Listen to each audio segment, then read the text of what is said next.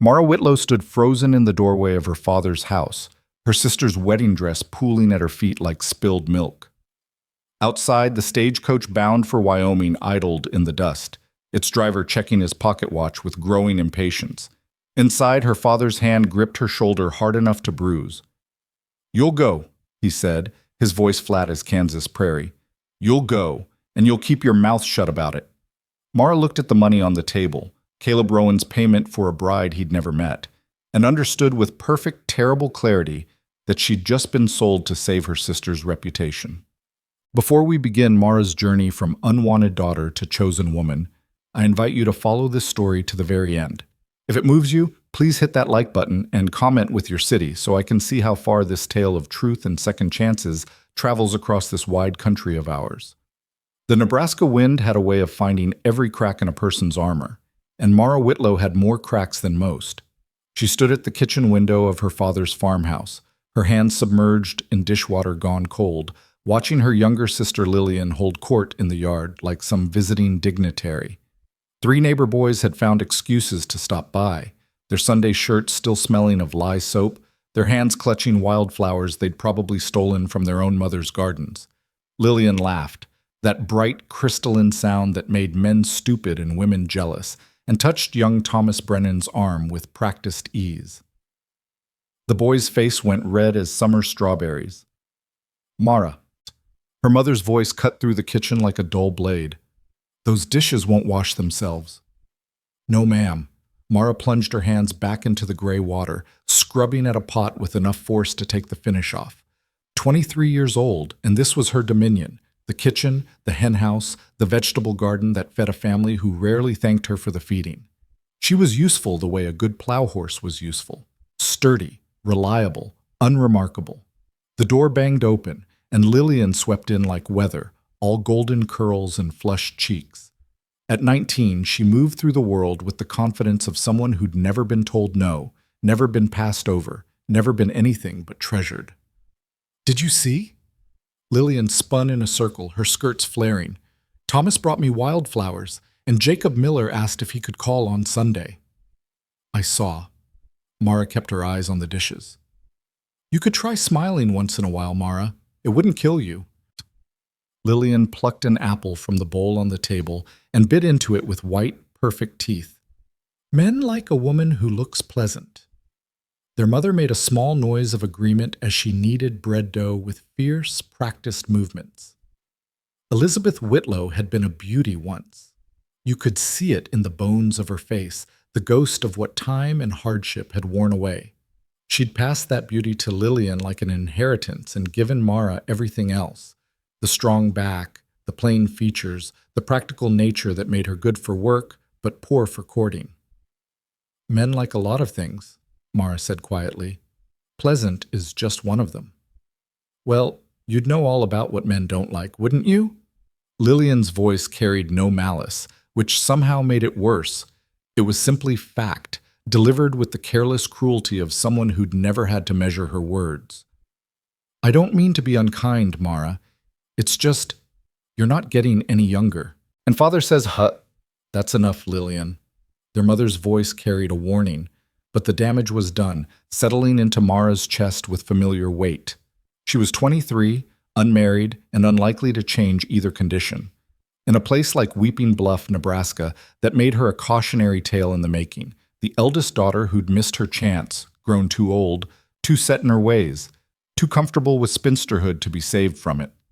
She finished the dishes in silence while Lillian chattered about the church social next month, about the new ribbon she wanted for her hair, about nothing and everything with equal enthusiasm. When the work was done, Mara dried her hands on her apron and slipped out the back door, seeking the only peace she ever found. In the barn, among creatures who didn't care about pretty faces or marriage prospects.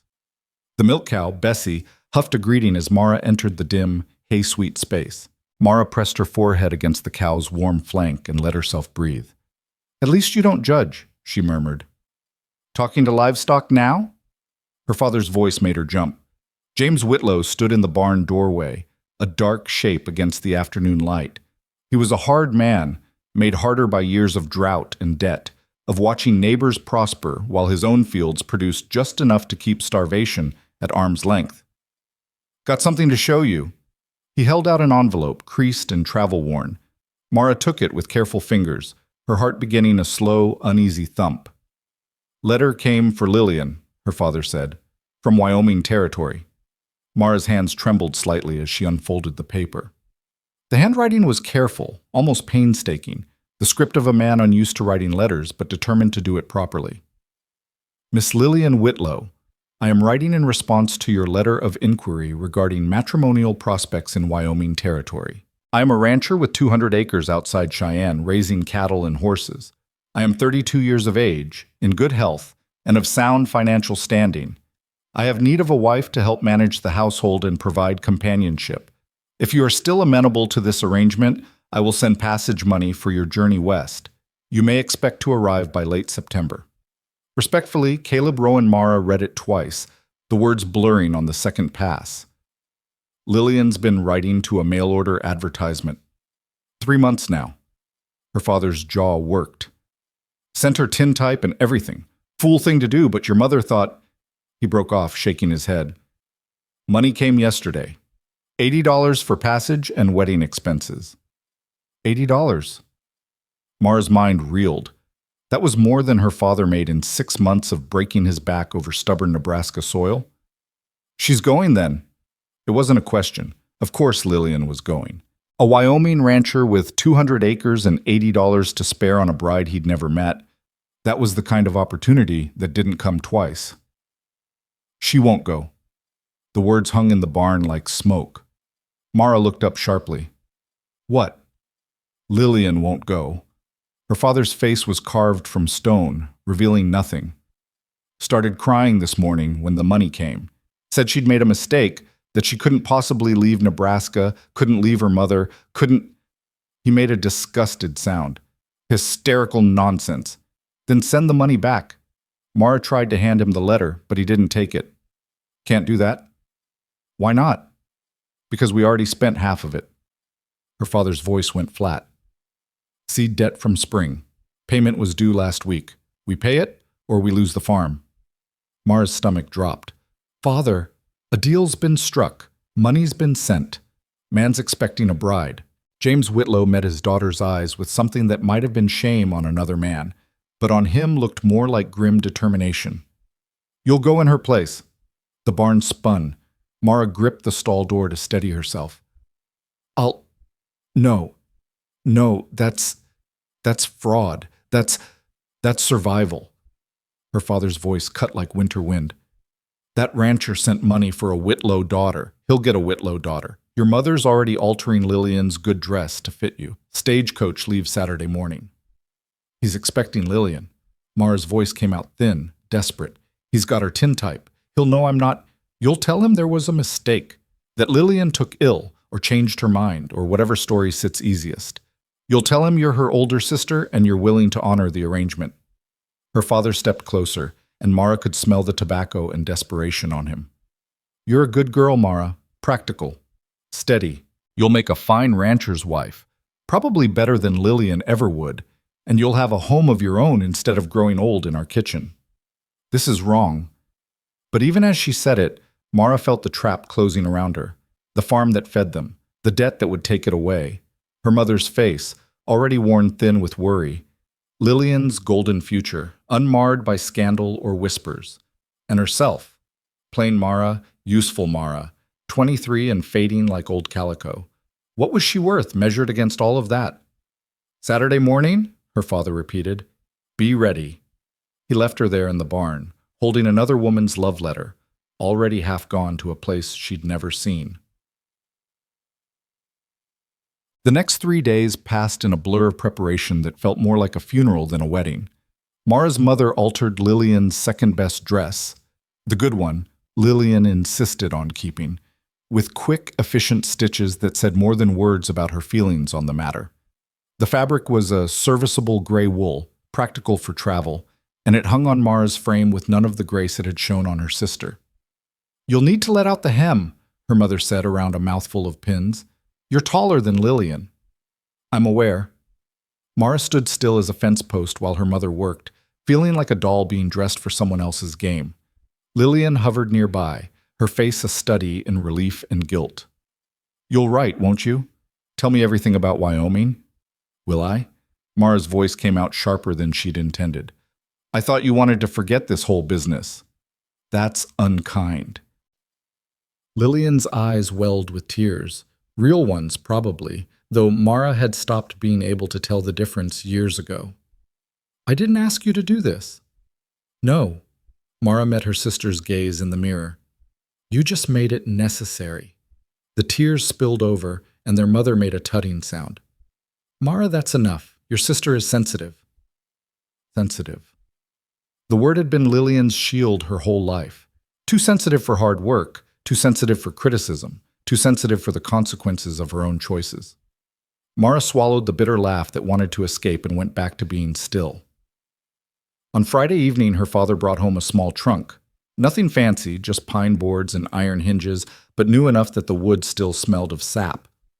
"For your things," he said gruffly, setting it at the foot of Mara's narrow bed. Mara stared at it.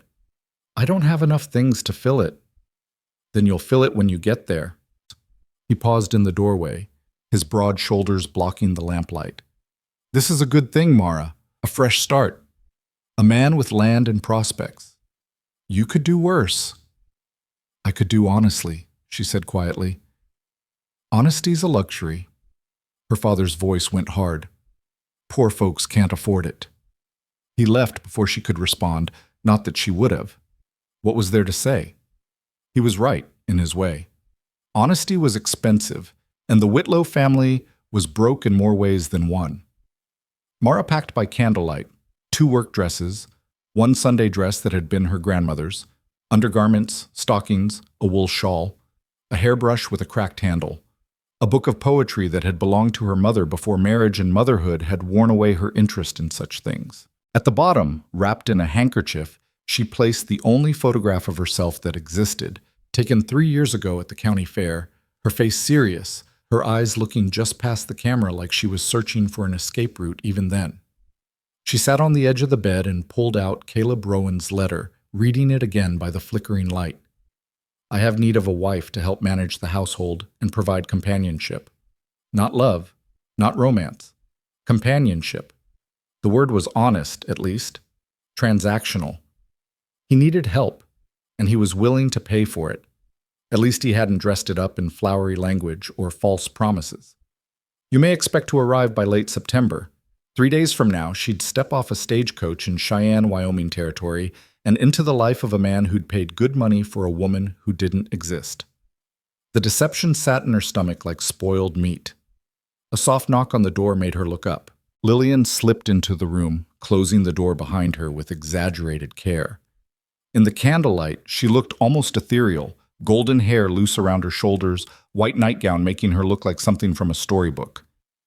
"I couldn't sleep," Lillian said. She sat on the bed beside Mara, close enough that their shoulders touched. "Are you frightened?" "Should I be?" "I don't know." Lillian picked at the embroidery on her nightgown. "When I first wrote to him, I thought it would be an adventure. A handsome rancher in the wild territories, needing a woman brave enough to join him. It sounded like something from a novel. And when reality arrived with $80 attached, it stopped being romantic." "Don't be cruel, Mara." But there was no heat in Lillian's words. "You're braver than I am. You always have been." Mara almost laughed. "I'm not brave. I'm just out of options." "That's not true." Lillian turned to face her, and in the uncertain light, Mara could almost believe her sister's concern was genuine. "You could refuse. Tell father no." "And then what? Watch the farm get taken? Watch mother work herself into an early grave?" Mara shook her head. "Someone has to go. Might as well be the daughter no one will miss." "I'll miss you." Lillian's voice broke on the words. "I know you don't believe me, but I will." Mara wanted to believe it, wanted to trust that her sister's tears were more than performance, that somewhere beneath the vanity and self-absorption was real affection. But wanting and having were different countries, and Mara had learned long ago not to confuse the two. "Go to bed, Lillian." She pulled her hand free gently. "You'll need your rest. You've got a long life ahead of you." After Lillian left, Mara blew out the candle and lay in the darkness, listening to the familiar sounds of the house settling around her, her father's heavy tread in the room below, her mother's soft coughing, the wind rattling the loose board on the north wall that never got fixed no matter how many times she mentioned it.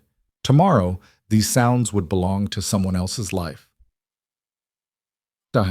Saturday morning came with a sky the color of old pewter and a wind that promised rain. Mara stood in the kitchen in Lillian's altered dress, the wool itching against her skin, while her mother fussed with a bonnet that wouldn't sit right. There. Elizabeth stepped back, her eyes bright with unshed tears. You look fine, Mara. Just fine. Fine. Not beautiful, not lovely, just fine. The word fit like the dress did. Adequate, but not quite right. Her father loaded her trunk onto the waiting stagecoach while Mara stood in the yard, memorizing details she'd never paid attention to before. The way the chicken coop leaned slightly east, the 3 missing pickets in the fence, the rose bush her mother had planted the year Mara was born, still blooming despite years of neglect. Ready? Her father's voice was gruff. Mara turned to look at her family, gathered to see her off like she was going to war. Her mother, twisting her apron in work-roughened hands. Lillian, dabbing at her eyes with a lace handkerchief. Her father, solid and immovable as a tree stump. No, Mara said honestly. But I'll go anyway. Her mother pulled her into a fierce embrace, smelling of lye and lavender and all the small comforts of home. Be good, she whispered. Right when you can. And Mara. She pulled back, holding her daughter at arm's length. You're worth more than you know. Don't let anyone tell you different. The words hit Mara square in the chest. She nodded, not trusting herself to speak.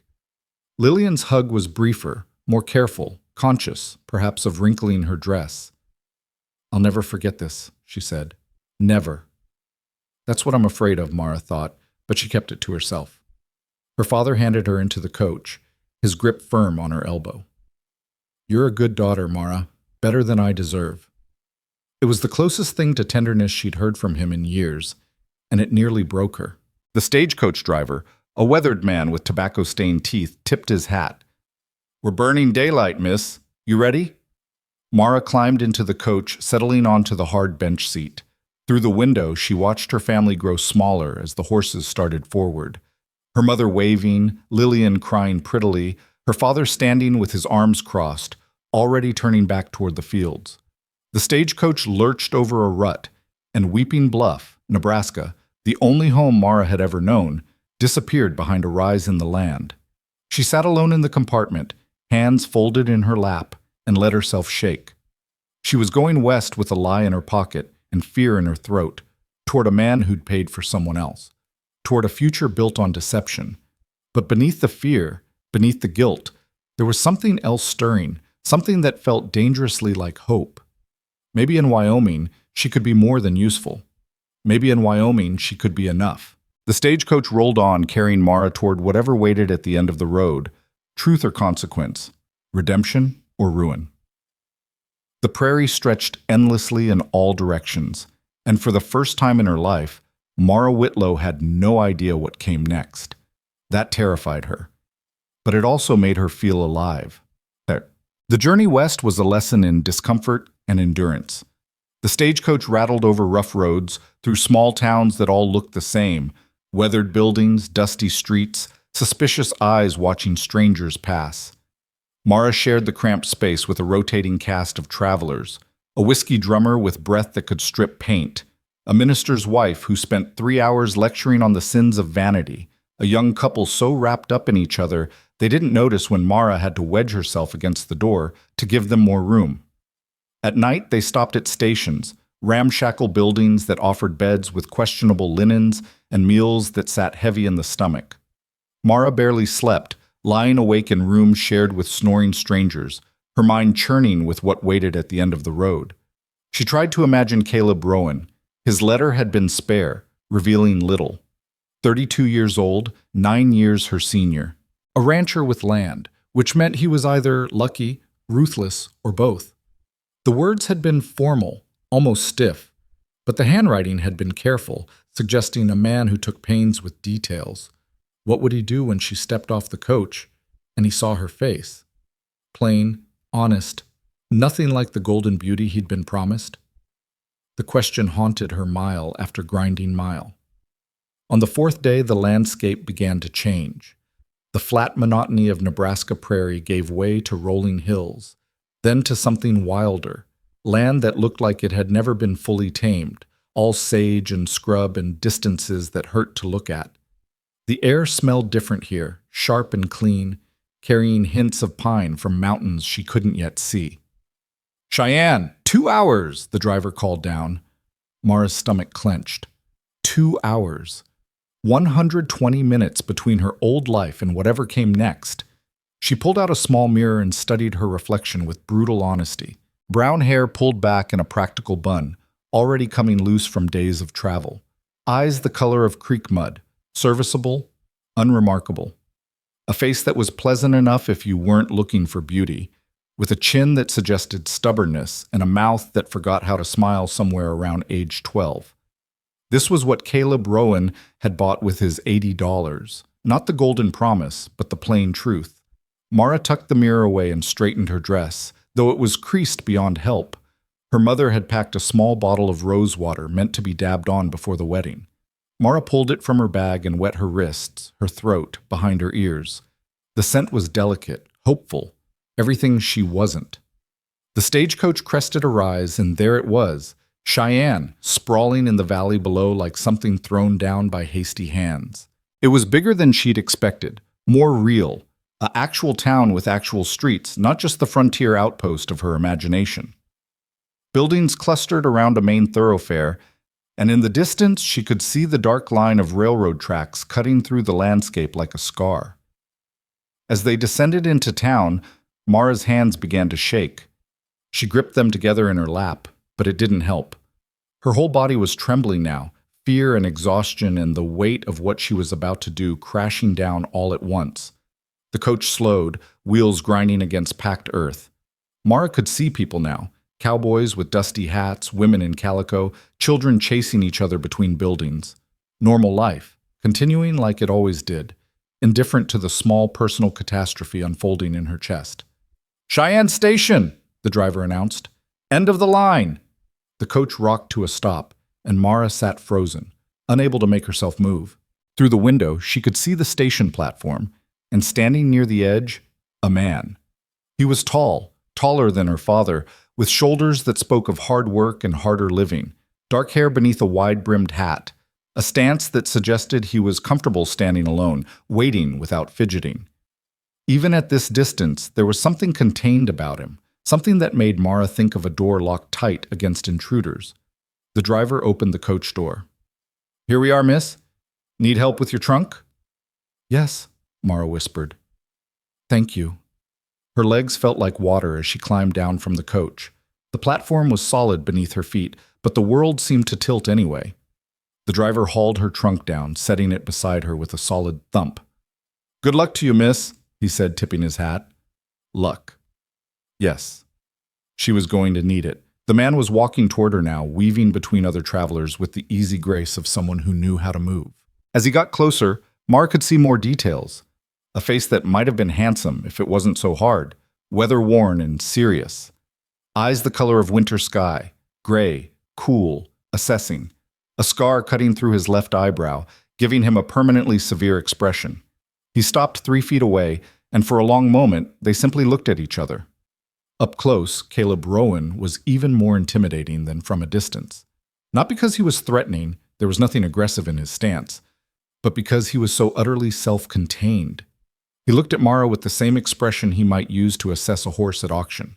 Careful, measuring, revealing nothing. "Miss Whitlow." His voice matched the rest of him. Deep, economical, without warmth or welcome. Mara's throat had gone bone dry. "Mr. Rowan." His eyes narrowed slightly. Something shifted in his expression, not quite suspicion, but close to it. "You're not what I expected."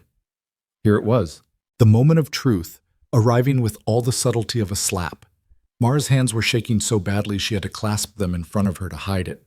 The platform seemed to sway beneath her feet, and the noise of the station, people calling goodbyes, horses stamping, the hiss of the locomotive, faded to a dull roar in her ears. She could lie. She could smile and deflect and hope that somehow it would all work out. She could be what she'd always been, quiet, compliant, bending herself into whatever shape was required. But standing here in Wyoming territory with nothing left to lose, Mara Whitlow found something she hadn't known she possessed, a thin, stubborn thread of pride. "No," she said, meeting his gray eyes directly. "I'm not." The truth sat between them like a third person, waiting to be acknowledged. Caleb Rowan's expression didn't change, but something flickered behind those winter eyes. Surprise, maybe, or the beginning of anger. "You want to explain that?" "Yes." Mara's voice came out steadier than she felt. "But not here. Not on a train platform with half the town watching. It was a gamble, assuming he'd care about privacy, about discretion. But she'd read his letter enough times to memorize the careful handwriting, the formal tone. This was a man who valued control, order. He wouldn't want a scene any more than she did. For a long moment, he simply stared at her, and Mara had the unsettling feeling she was being read like a book he wasn't sure he wanted to finish. Then, without a word, Caleb reached down and lifted her trunk like it weighed nothing, turning toward a wagon waiting at the edge of the platform. "Come on, then." Mara followed on legs that felt disconnected from her body, aware of curious eyes tracking their progress. She climbed into the wagon seat with as much dignity as she could manage, settling her skirts around her while Caleb secured her trunk in the back. When he climbed up beside her, the wagon dipped under his weight. He took up the reins without looking at her, and with a click of his tongue, set the horses moving. They drove through Cheyenne in thick silence, Mara cataloging details with the desperate focus of someone trying to memorize an escape route. A mercantile with whitewashed walls, a saloon with piano music spilling through its doors, a church with a steeple that reached for a sky so blue it hurt to look at. The town gave way to open country, and still Caleb said nothing. He drove with the easy competence of someone who'd made this journey 1,000 times, his hands steady on the reins, his profile carved from granite. Finally, when the town had shrunk to a smudge on the horizon behind them, he spoke. "Who are you?" "Mara Whitlow." She forced herself to keep her voice level. "Lillian's older sister." The muscle in his jaw flexed. "Where's Lillian?" "Home. In Nebraska." Mara's hands twisted in her lap. "She couldn't come." "Couldn't." He said it flat, without inflection. "Or wouldn't." "Both." Honesty tasted like metal in her mouth. "When your money arrived, she realized she'd made a mistake, that she couldn't leave home. So your family decided to send you instead." Still that flat, dangerous calm. "Keep the money, send a different daughter, hope I wouldn't notice the substitution." Put that way, it sounded even worse than it was. "Yes." "And you agreed to this?" Mara turned to look at him, really look at him. That hard profile, those winter eyes fixed on the road ahead. A man who'd paid good money for companionship and gotten fraud instead. He had every right to be furious, and his control only made it more frightening, like watching storm clouds gather without knowing when the lightning would strike. "I agreed," she said quietly, "because my father's farm was about to be taken for debt, and your money was the only thing standing between my family and ruin. I agreed because I'm 23 years old and unmarried, with no prospects and no future worth mentioning. I agreed because in my family, I'm the useful one, the one you send when there's hard work to be done or unpleasant business to handle." She swallowed hard. "But that doesn't make it right. It doesn't change the fact that you were deceived, and I was part of that deception." Caleb's hands tightened on the reins, but he still didn't look at her. "You could have told me the truth before I sent the money." "You're right. I should have." Mara stared at her hands. "But I didn't know about any of this until 3 days ago. By then the money was spent and my father had made his decision." "And what's your decision?" The question caught her off guard. "What?" Now he did look at her, and the force of that gray stare made her breath catch. "You came all this way, got on a stagecoach, traveled halfway across the country, knowing you were walking into a lie. That takes a particular kind of courage, or a particular kind of desperation." He turned back to the road. "So I'm asking, what do you want?" The question hung in the air between them like smoke, and Mara realized with a jolt that no one had ever asked her that before. What do you want? Not what was expected of her, not what would be useful, not what would solve someone else's problem, but what she wanted. I want, she said slowly, testing the words, to not be sent back in disgrace. I want to not have made this journey for nothing. She paused, gathering courage. And I want a chance to prove that even though I'm not what you paid for, I might be what you need. Caleb's expression didn't soften, but something shifted in the set of his shoulders. That's a tall order for a woman I met 10 minutes ago. I know. Mara turned to face forward, watching the landscape roll past. They were climbing now, the road winding through hills dotted with sage and juniper. In the distance, mountains rose like broken teeth against the sky. But I'm a hard worker. I can cook, clean, manage a household. I'm not afraid of animals or weather or isolation, and I'm honest, more honest than I've been in the last 3 days anyway. Honest enough to tell a man he's been cheated before he takes you home. Yes? That's something, I suppose. Caleb was quiet for a long moment. The only sounds, the creak of the wagon and the steady clip of hooves on packed earth. Here's what's going to happen. I'll take you to the ranch. You'll stay tonight, in the spare room, he added, his voice taking on an edge that suggested he wanted no misunderstanding. Tomorrow morning, in daylight, with a clear head, I'll decide what to do. If I decide to put you on the next stage back to Nebraska, you'll go without argument. Fair? It wasn't fair at all. Her whole future decided overnight by a stranger, but Mara had no leverage for negotiation. Fair. Good. He clicked to the horses, urging them faster. We've got 2 hours of daylight left. Best use them. They drove in silence after that, but it was a different quality of silence. Less hostile, more watchful. Mara studied the country they passed through with hungry eyes, trying to imagine making a life here. It was beautiful in a stark, unforgiving way. Nothing like the soft green farmland of Nebraska. This was land that demanded respect, that would break you if you weren't careful, that offered no second chances to the careless or weak. The sun was sinking toward the mountains when Caleb turned the wagon off the main road onto a track that wound through a narrow valley. Cottonwoods lined a creek that ran silver in the fading light, and beyond them, Mara could see buildings taking shape against the darkening sky. The ranch house was larger than she'd expected, 2 stories of solid timber and stone, with a wide porch that wrapped around the front. It looked like it had grown out of the land rather than being imposed upon it, weathered but well-maintained. A barn stood nearby. Red paint faded to the color of dried blood, and beyond that were corrals, outbuildings, the infrastructure of a working ranch. 200 acres, Caleb said, following her gaze. Cattle mostly, some horses. Creek runs year-round, which makes it worth more than acreage twice the size without water. He pulled the wagon to a stop in front of the house. It's not fancy, but it's sound. It's beautiful, Mara said, and meant it. Caleb glanced at her sharply, as if suspecting mockery, but whatever he saw in her face seemed to satisfy him. He climbed down and came around to help her from the wagon, his hands firm on her waist as he lifted her to the ground. The brief contact sent an unexpected jolt through her, awareness of his strength, his solidity, the heat of him even through layers of fabric. He released her quickly, stepping back like she'd burned him, and turned to unhitch the horses.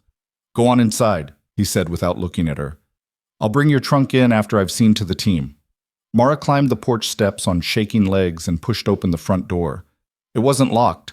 Probably nothing was locked out here, miles from town with no neighbors in sight. The interior was dim, lit only by the last of the daylight filtering through curtainless windows, but she could make out the shapes of furniture, the outline of a staircase leading to the second floor. She stood in the doorway, uncertain whether to enter uninvited, until Caleb's voice came from behind her. You going to stand there all night, or are you going to light a lamp? Mara stepped inside, feeling along the wall until her fingers found a shelf, and on it, the smooth glass of a lamp base. Matches sat beside it in a tin box. Her hands remembered the familiar motions, striking the match, lifting the glass chimney, touching flame to wick. Light bloomed, pushing back the shadows, and the room came into focus. It was a working man's house, spare but clean. A stone fireplace dominated one wall, flanked by 2 chairs that had seen better days. A table with 4 mismatched chairs stood near the kitchen area, and she could see a cook stove, shelves lined with dishes, a dry sink. Everything was orderly, almost aggressively neat, as if the owner had imposed rigid control on his surroundings to make up for some internal chaos. Caleb came in carrying her trunk like it weighed nothing, his boots loud on the wooden floor. He set it down near the stairs and straightened, looking around the room as if seeing it through her eyes. "I know it's not much," he said gruffly. "A woman's touch would help, I suppose. That's part of why I—" He broke off, shaking his head. "Kitchen's through there. Pantry's stocked. Spare room is upstairs, first door on the right. My room's at the end of the hall." "It's a good house," Mara said. "Solid. It keeps the weather out." Caleb moved to the fireplace, crouching to lay a fire with practiced efficiency. "You hungry?" Mara's stomach answered before she could, growling loudly in the quiet room. She pressed a hand to it, embarrassed, but Caleb's mouth twitched. Not quite a smile, but close. "I'll take that as a yes." He stood, brushing bark from his hands. "I'm no cook, but I can manage beans and bacon without poisoning us both. Unless you'd rather." "I'll cook." Mara moved toward the kitchen, grateful for something to do with her hands. "If you'll show me where things are." He hesitated, clearly not used to having someone in his space, then nodded. "Coffee's in the tin on the top shelf. Bacon's in the cold cellar, along with eggs and milk. Got potatoes in the bin, onions hanging in the pantry." He watched as she lit the cook stove, adding wood from the box beside it. "You really know what you're doing." "I've been cooking for my family since I was 8 years old." Mara tested the stove's heat with her palm, nodding in satisfaction. "This is nicer than what we had in Nebraska. Heats more evenly." "Bought it from a catalog." Caleb leaned against the door frame, arms crossed. "Salesman said it was the finest model available. Cost me near as much as 2 breeding heifers." "It's a good stove." Mara found a skillet, set it on the heat, went to fetch the bacon from the cellar. When she returned, Caleb was still standing there, watching her move around his kitchen with an expression she couldn't quite read. "Something wrong?" she asked. "No." He straightened abruptly. "I'll go check the stock, give you some room to work." He was gone before she could respond, the door closing behind him with a solid thunk. Mara stood alone in the kitchen, bacon sizzling in the pan, and let herself breathe. She'd done it. She'd told him the truth, and he hadn't immediately thrown her back on the stagecoach. It wasn't acceptance, not yet, maybe not ever. But it was a chance. A single night to prove her worth. Mara set to work with the focus of someone who knew her future depended on a decent meal. She found flour and leavening, mixed up biscuits and set them to bake. Fried potatoes and onions to go with the bacon, scrambled eggs with fresh cream from the cellar. When Caleb returned half an hour later, stamping dust from his boots on the porch, the kitchen smelled like home. He stopped in the doorway, and something crossed his face too fast for her to name. "Smells good." "It's ready." Mara set plates on the table, trying not to feel like she was playing house in someone else's life. "I hope you're hungry." They sat across from each other at the scarred wooden table, the meal spread between them like a peace offering. Caleb ate with the single-minded focus of a man who viewed food as fuel rather than pleasure. But after the third biscuit, he paused. "These are good." He said it like an accusation. "Thank you. Better than anything I've had in—" He broke off, shaking his head. "You learned this from your mother?" "My grandmother mostly. She believed a woman who couldn't cook was a woman who couldn't survive." Mara broke open a biscuit, watching steam rise. "She died when I was 12. I've been cooking for the family ever since." "Your mother didn't cook?" "My mother had her hands full with other things. The garden, the chickens, keeping my father's temper managed." Mara heard the bitterness creep into her voice and tried to soften it. "And keeping Lillian happy, of course. That was a full-time occupation." Caleb's eyes narrowed. "You don't like your sister much." "I love my sister." The words came automatically, worn smooth by years of repetition. But liking her is different. Lillian's beautiful, charming, everything a daughter should be.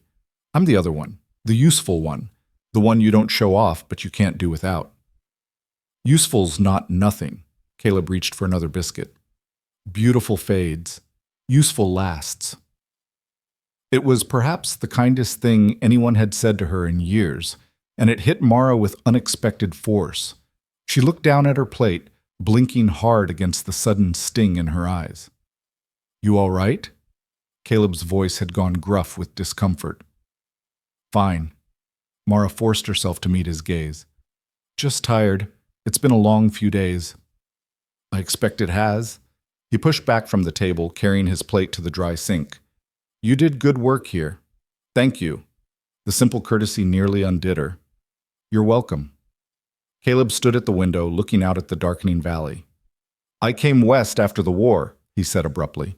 "Spent 4 years in Union Blue, watching boys die over things that seemed to matter at the time, but look pretty small from this distance. When it was over, I couldn't go back to Pennsylvania. Too many ghosts. Too many people who wanted to talk about battles and glory." His hand came up to touch the scar through his eyebrow, an unconscious gesture. "So I came here. Bought this land with my mustering out pay and built something that was mine. Took me 8 years to make it profitable, another 3 to make it comfortable." Mara stayed silent, sensing he needed to say this. "I'm not a man who needs much," Caleb continued. "I'm comfortable alone. But this place," he gestured at the room around them, "it's too quiet sometimes, too empty. I thought a wife might fix that, might make it feel less like I'm just waiting for something that's never going to come. And instead you got me." Mara tried to keep her voice light. "A stranger who came under false pretenses." "You came honest in the end." Caleb turned to face her. "That counts for something." "Does it count for enough?" The question sat between them, heavy with implication. Caleb's jaw worked, and for a moment Mara thought he might answer. Instead, he moved toward the stairs. "I'll bring your trunk up to the spare room. You should get some rest. Tomorrow's going to be, He paused, searching for the right word. "Complicated." Mara followed him upstairs, watching as he set her trunk at the foot of a narrow bed in a room that was clean, but clearly unused. A window looked out over the valley, and in the last of the twilight, she could see the creek winding silver through the cottonwoods. "Wash basin's on the stand," Caleb said. "Extra blankets in the chest if you get cold. Nights can be brutal out here, even in September." "Thank you." Mara stood in the doorway, suddenly aware of how close they were in the narrow hallway. Close enough to see the flecks of darker gray in his eyes, the lines that spoke of sun and wind and hard years. Close enough to smell leather and wood smoke and something else. Something that was just him. Caleb cleared his throat and stepped back. "Good night, then." "Good night." She watched him retreat down the hall to his own room, the door closing with a soft click. Only then did Mara enter the spare room and shut herself in, leaning against the door with her heart pounding like she'd run a mile. She'd done it. Survived the first night. But tomorrow he would decide, and she had no idea which way the scales would tip. Mara unpacked her small trunk with methodical care, hanging her 2 work dresses on pegs, setting her brush and mirror on the washstand, tucking her grandmother's Sunday dress into the chest at the foot of the bed. When everything was in its place, she stood at the window and looked out at the Wyoming darkness. The sky here was different than in Nebraska, bigger somehow, crowded with stars that seemed close enough to touch. The creek sang its endless song, and somewhere in the distance, a coyote called to its pack. It was wild and strange, and nothing like home. But as Mara stood there in her borrowed room in a stranger's house, she felt something unexpected bloom in her chest. Not quite hope, but its sister. Possibility. She'd spent 23 years being the daughter no one noticed, the sister no one valued, the woman no one wanted. Maybe here, in this hard country with this hard man, she could be something different, if he gave her the chance. Mara washed her face in cold water from the basin, changed into her nightgown, and climbed into the narrow bed. The mattress was firm, the blankets rough but clean, and through the walls she could hear the faint sounds of Caleb moving around his room. Boots hitting the floor, the creak of bed springs, the settling of a man preparing for sleep. She closed her eyes and tried not to think about tomorrow. Sleep came in fits and starts, full of dreams that tangled past and present. Her father's disappointed face, Lillian's golden hair, Caleb's winter eyes studying her like she was a puzzle he couldn't solve. When she finally woke to pale dawn light filtering through the curtainless window, Mara felt like she'd been dragged behind a wagon. She dressed quickly in one of her work dresses, pinned her hair into a severe bun, and crept downstairs. The house was silent, but when she reached the kitchen, she found evidence that Caleb had already been up. A coffee cup in the dry sink, still warm to the touch. Through the window, she could see him in the barn, moving among the animals with easy competence. Mara set to work. She built up the fire in the cook stove, set coffee to boil, found eggs and cream, and the last of yesterday's bacon. By the time Caleb came in from the barn, breakfast was on the table and the kitchen smelled like civilization. He stopped in the doorway, taking in the scene with those unreadable gray eyes. "You didn't have to do this." "I wanted to." Mara poured coffee into 2 cups. "Besides, you're feeding me. Least I can do is cook." Caleb sat, wrapping his hands around the coffee cup like it was something precious. He drank it black and hot, closing his eyes briefly as the caffeine hit his system. They ate in silence, but it was a comfortable silence now, or at least less uncomfortable than last night. Mara found herself watching him when she thought he wasn't looking. The way he cut his food with military precision, the way his hands moved with complete confidence, the way a lock of dark hair fell across his forehead when he bent over his plate. When the meal was finished and the dishes cleared, Caleb stood and moved to the window. Dawn was breaking properly now, painting the valley in shades of gold and rose. He stood with his back to her, shoulders tense, and Mara knew the moment of judgment had arrived. "I've been thinking," he said finally. Mara's heart climbed into her throat. "Yes?" "About what you said yesterday, about proving you're what I need, even if you're not what I paid for." He turned to face her, and the morning light made his scars stand out in sharp relief. "I'm not sure what I need, to be honest. Company, I suppose. Someone to talk to besides horses and cows. Someone to make this place feel less like a way station and more like a home." "I can do that," Mara said quietly. "If you'll let me." "Can you?" Caleb's gaze was direct, searching. "You've been here less than a day. You don't know me. Don't know this life. Don't know if you can stand the isolation, the work, the winters that'll freeze your breath in your lungs. You might last a week before you're begging me to put you on that stagecoach back to Nebraska." "I might," Mara admitted, "or I might surprise you." Something almost like a smile touched Caleb's mouth. "You've already done that." He was quiet for a long moment, and Mara held her breath, waiting. "Here's what I'm thinking. You stay. We give this a trial, say 3 months. You help run the house. I'll pay you a fair wage for the work.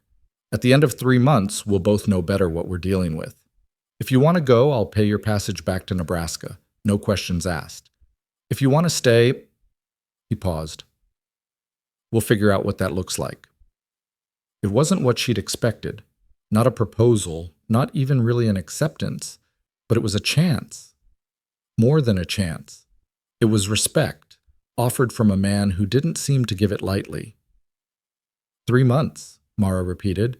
"And you'll pay me?" "Same as I'd pay any hired help. Fair's fair." Caleb extended his hand. "Do we have a deal?" Mara looked at his outstretched hand, scarred, work roughened, steady as stone. She thought about Nebraska, about her father's farm and her mother's worn face and Lillian's golden future. She thought about the lie that had brought her here and the truth that might let her stay. She took his hand. His grip was firm, warm, real. "We have a deal." The handshake lasted a moment longer than strictly necessary, and when Caleb released her hand, Mara could still feel the ghost of his touch on her palm. "Good." Caleb moved toward the door with the air of a man who'd settled something important and now needed to get back to work. "I've got fence to mend in the north pasture. Should be back by noon. Make yourself at home. Look around. Figure out where things are. If you're going to be here, you'll need to know the layout." "What about—" Mara hesitated. "What do I tell people? If anyone comes by, asks who I am?" Caleb paused with his hand on the door. "Tell them the truth. You're Mara Whitlow, staying on to help manage the house. Anyone asks beyond that, tell them it's none of their damn business." He settled his hat on his head. "We've got one neighbor close enough to matter. Luke Carter runs cattle on the property west of here. Good man, but he talks more than I'd like. You meet him, be polite, but don't give him your life story." "I'll remember that." After Caleb left, Mara stood in the middle of the kitchen and let herself really look at the space that might become her domain. It was clean but cheerless, functional but empty of any warmth. A bachelor's kitchen kept orderly because disorder would mean facing the loneliness it contained. She could fix that. Mara spent the morning exploring the house with the careful attention of someone mapping territory. The parlor held those two worn chairs, a small bookshelf with mostly agricultural texts and a few volumes that surprised her. Poetry by Whitman, a worn copy of Shakespeare's sonnets, a book of philosophy so heavily annotated the margins were black with ink. Caleb Rowan, it seemed, was not the simple frontiersman he appeared. Upstairs, she found two more bedrooms besides her own and Caleb's. Both empty, both dusty with disuse. The windows needed washing, the floors needed scrubbing, and the whole house needed the kind of deep cleaning that came from having someone who cared about more than just basic function. By noon, Mara had made a mental list of projects that would keep her busy for weeks. The pantry needed organizing, the windows needed curtains, the garden plot behind the house needed tending before winter set in. There was work here, real work, the kind that mattered, and the prospect of it made something in her chest unfold like a flower reaching for sun. She was elbow-deep in scrubbing the parlor windows when hoofbeats sounded in the yard. Mara dried her hands on her apron and went to the door, expecting Caleb back early. Instead, she found a stranger, a man perhaps 5 years older than Caleb, with sandy hair and an easy smile that showed too many teeth. He sat astride a chestnut gelding, his posture relaxed, his eyes taking in every detail of her appearance with an openness that made her want to step back inside and close the door. "Well, hello there." The stranger's voice was warm, friendly, colored with genuine surprise. "I was expecting Caleb, but this is a much prettier sight." Mara felt her spine straighten. "Mr. Rowan is mending fence. He should be back soon." "No hurry." The man swung down from his horse with practiced grace and walked toward the porch, hand extended. "Luke Carter. I run the spread west of here, and you must be the mysterious bride Caleb's been expecting." "I'm Mara Whitlow." She shook his hand briefly, noting the way his grip lingered just a moment too long. "I'm here to help manage the house." "Manage the house?" Luke's smile widened. "That's what they're calling it now? Well, good for Caleb. Man needs someone to warm this place up. It's been a tomb since he built it." There was nothing overtly improper in his words, but something in his tone made Mara uncomfortable.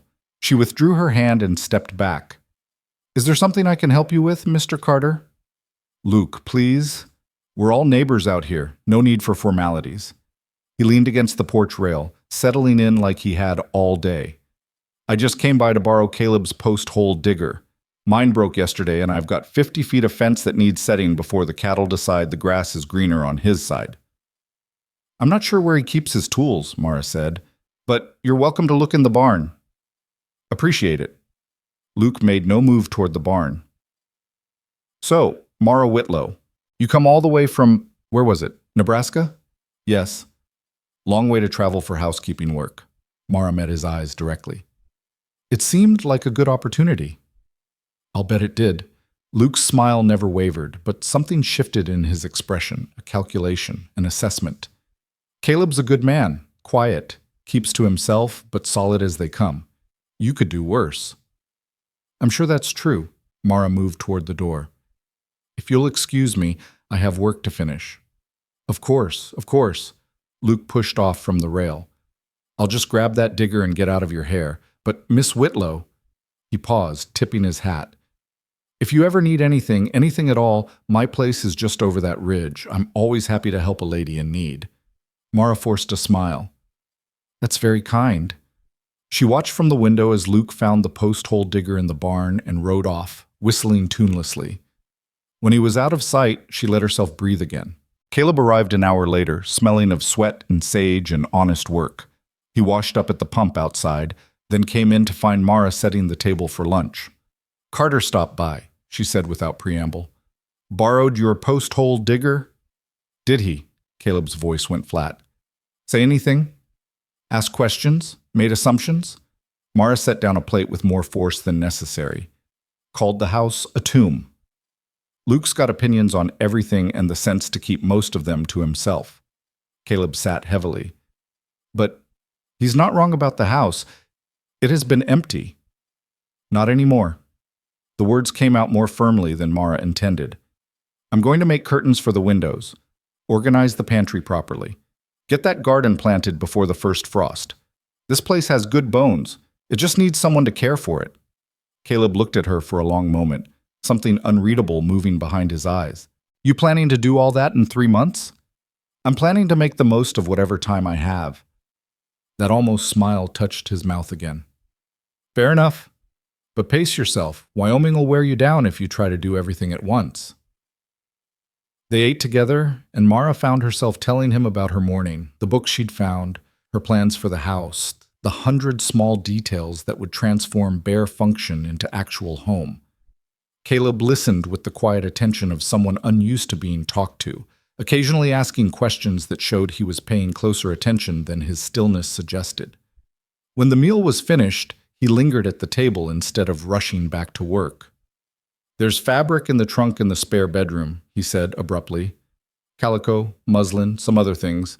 Bought it a while back, thinking. He broke off, shaking his head. Anyway, it's there if you want it, for your curtains or whatever else. Mara felt her throat tighten. You bought fabric? Seemed like something a house should have. Caleb stood, clearly uncomfortable with the turn the conversation had taken. I've got to check the cattle in the south pasture. I'll be back before supper. He was gone before she could respond, leaving Mara alone with the revelation that this hard, quiet man had bought fabric for a bride he'd never met, hoping to make a house into a home. She found the trunk that afternoon, tucked in the corner of one of the empty bedrooms. Inside, carefully folded, were bolts of fabric in colors that made her breath catch. Deep green like pine forests, soft blue like summer sky, cream-colored muslin fine enough for undergarments. There was lace, too, delicate and expensive, and thread in a rainbow of colors. Mara ran her fingers over the fabric and felt something crack open in her chest. This wasn't just practical, this was hope, purchased and stored away against a future Caleb had been brave enough to imagine, even if he'd been too afraid to reach for it directly. She carried the blue fabric downstairs and spread it on the table, measuring windows with a length of string, cutting carefully, her hands remembering skills her grandmother had taught her. By the time Caleb returned that evening, she had the beginnings of curtains pinned and ready for stitching. He stopped in the doorway, taking in the scene. Fabric spread across his table, Mara bent over her work with complete concentration, the house transformed by such a small thing as the promise of curtains. You work fast, he said. I told you. I'm used to being useful. Mara looked up, and something passed between them. Understanding, maybe, or recognition. Two people who'd learned to measure their worth in work, finding common ground in the language of labor. Supper will be ready in an hour, she said. I found a chicken in the coop that looked ready for the pot. You wrung its neck yourself? I've been wringing chicken necks since I was 10 years old, Mr. Rowan. It's not exactly delicate work. That earned her a real smile. Small, but genuine. No, I don't suppose it is. He moved toward the stairs. I'll wash up. They fell into an easy rhythm over the following days. Caleb worked the ranch with the methodical dedication of someone for whom work was both livelihood and religion. Mara worked the house with equal dedication, transforming it piece by piece from austere shelter into something approaching warmth. Curtains appeared on windows. The pantry became organized by type and season. The garden plot was cleared and planted with late-season vegetables that might mature before the first hard freeze. And slowly, in increments so small she almost didn't notice, they began to talk. It started with small things, observations about the weather over breakfast, questions about ranch operations while Mara kneaded bread, stories that slipped out during evening meals when the day's work was done and the house was quiet except for the crackle of the fire. Caleb talked about his cattle with the same careful attention other men gave to their children, describing bloodlines and grazing patterns and the particular personality of his lead bull, a massive Hereford named General Grant, who had, Caleb claimed, more strategic sense than half the officers he'd served under during the war.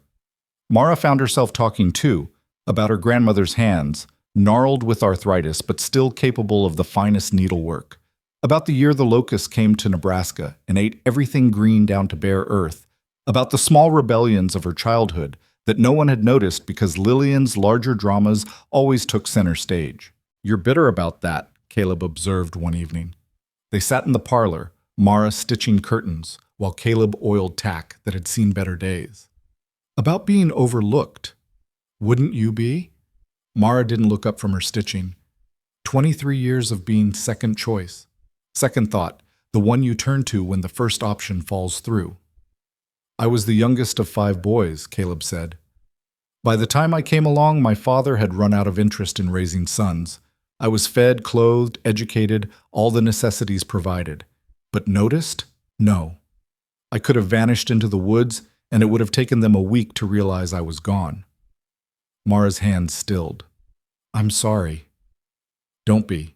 It taught me self-reliance. Caleb worked oil into the leather with steady, methodical strokes. Taught me that waiting for someone else to see your worth is a fool's game. Better to know your own value and stop expecting validation from people too blind or too busy to give it. Is that why you came west? To stop waiting? I came west because the war taught me I was good at staying alive when other men weren't, and that seemed like a poor qualification for civilian life. His hands never stopped moving, but his voice went distant. Couldn't stomach going back to Pennsylvania and pretending the last 4 years hadn't happened. Couldn't sit in church and sing hymns with men who'd sent boys to die and then came home to profit from it. So I came here, where nobody knew me and nobody cared what I'd done or seen or survived. Do you ever regret it, being alone out here? Caleb's hands paused, and he looked at her with those winter gray eyes. I did. Every day for the first 2 years, I regretted it. Then one morning, I woke up and realized I'd slept through the night without nightmares for the first time since Antietam. Realized I could hear birds instead of artillery. Realized the silence wasn't empty. It was clean.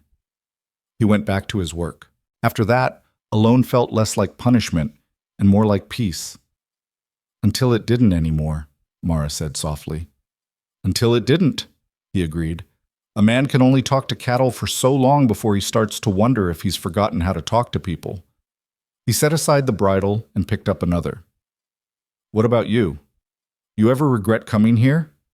Mara considered the question seriously, her needle pulling thread through fabric in a rhythm as old as time. No, she said finally.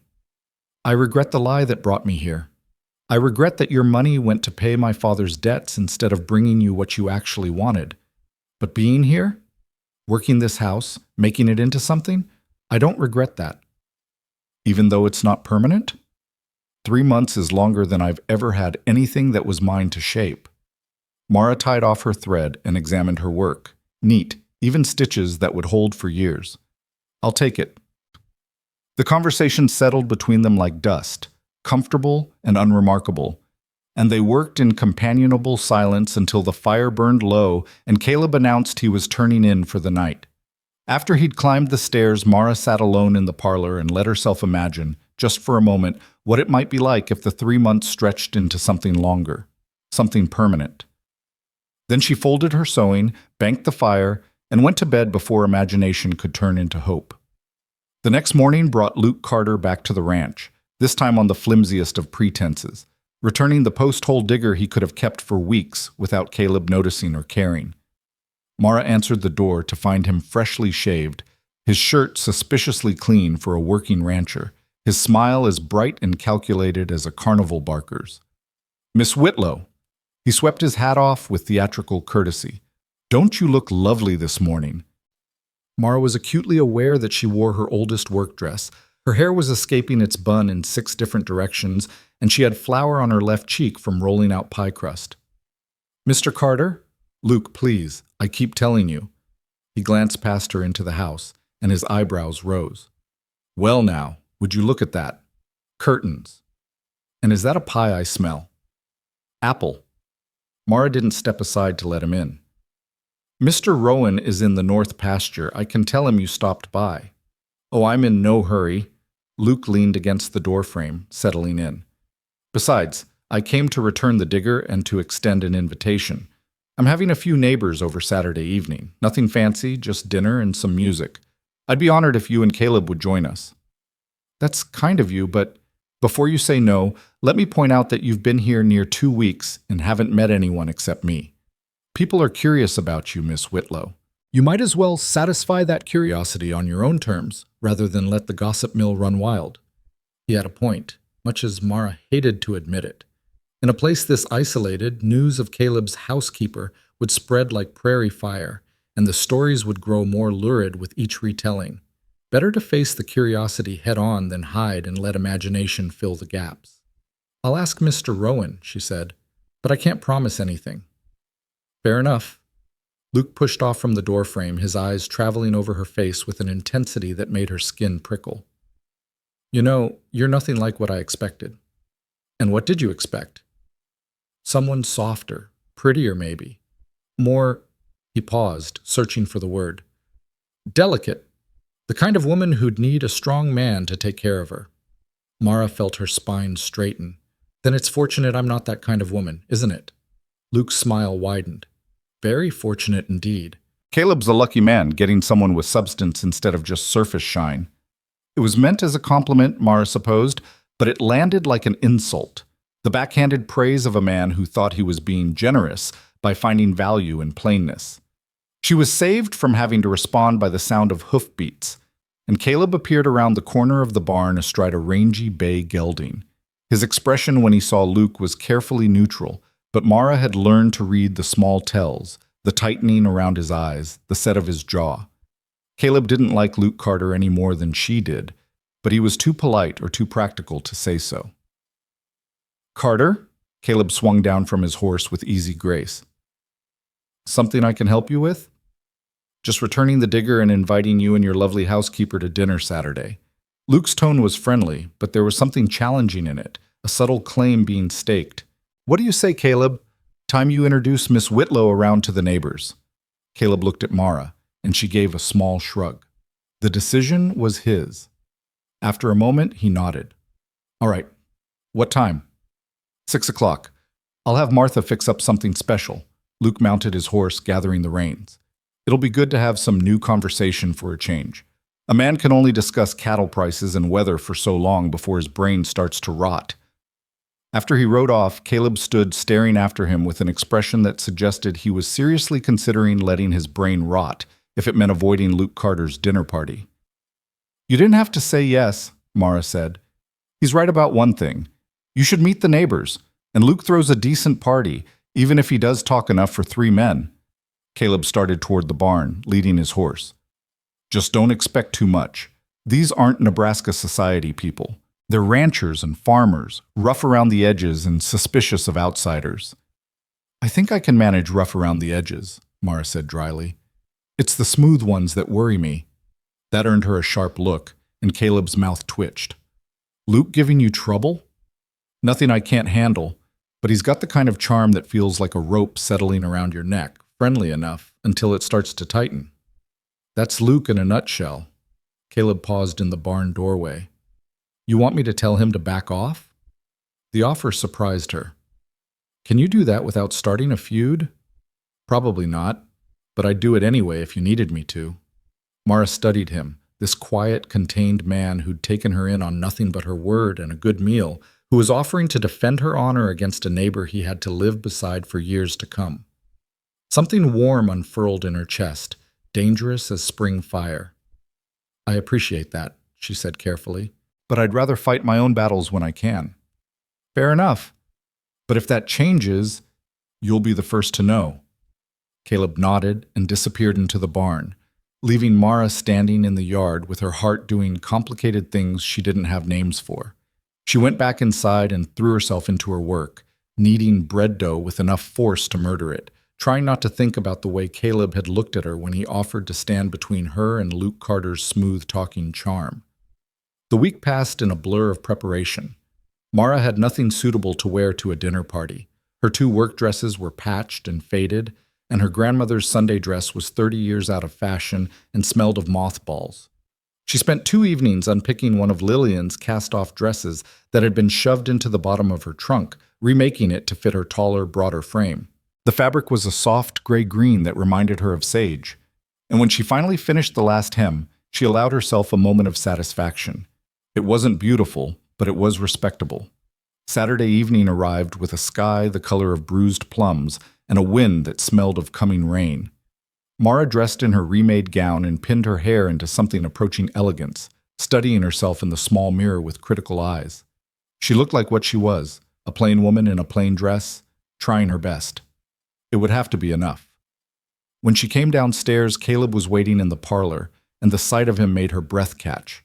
He'd shaved, tamed his hair, and wore a shirt that was actually pressed, probably for the first time since he'd bought it. He looked uncomfortable and handsome in equal measure, and when he saw her, something flickered across his face too fast to name. "You look nice," he said gruffly. "So do you." They stood there for a moment, awkward as teenagers, until Caleb cleared his throat and gestured toward the door. "We should go." Luke considers anything less than punctual to be an insult. The ride to Luke Carter's ranch took 20 minutes, the wagon rattling over a track that was more suggestion than road. Caleb drove in silence, his jaw tight, and Mara wondered if he was regretting this as much as she was beginning to. Luke's house was larger than Caleb's, newer, built with an eye toward impressing visitors rather than simply providing shelter. Light spilled from windows dressed with expensive curtains, and Mara could hear piano music and laughter, the sounds of a party well underway. "How many people did he invite?" she murmured as Caleb helped her down from the wagon. "Knowing Luke? Everyone within 20 miles. Caleb offered his arm with stiff formality. "Stay close. Some of these folks are friendly, some are just nosy. It's not always easy to tell which is which." They climbed the steps to Luke's front porch, and the door opened before they could knock. Luke stood there in a brocade vest that must have cost a month's wages, his smile wide and welcoming. "Caleb, Miss Whitlow, right on time."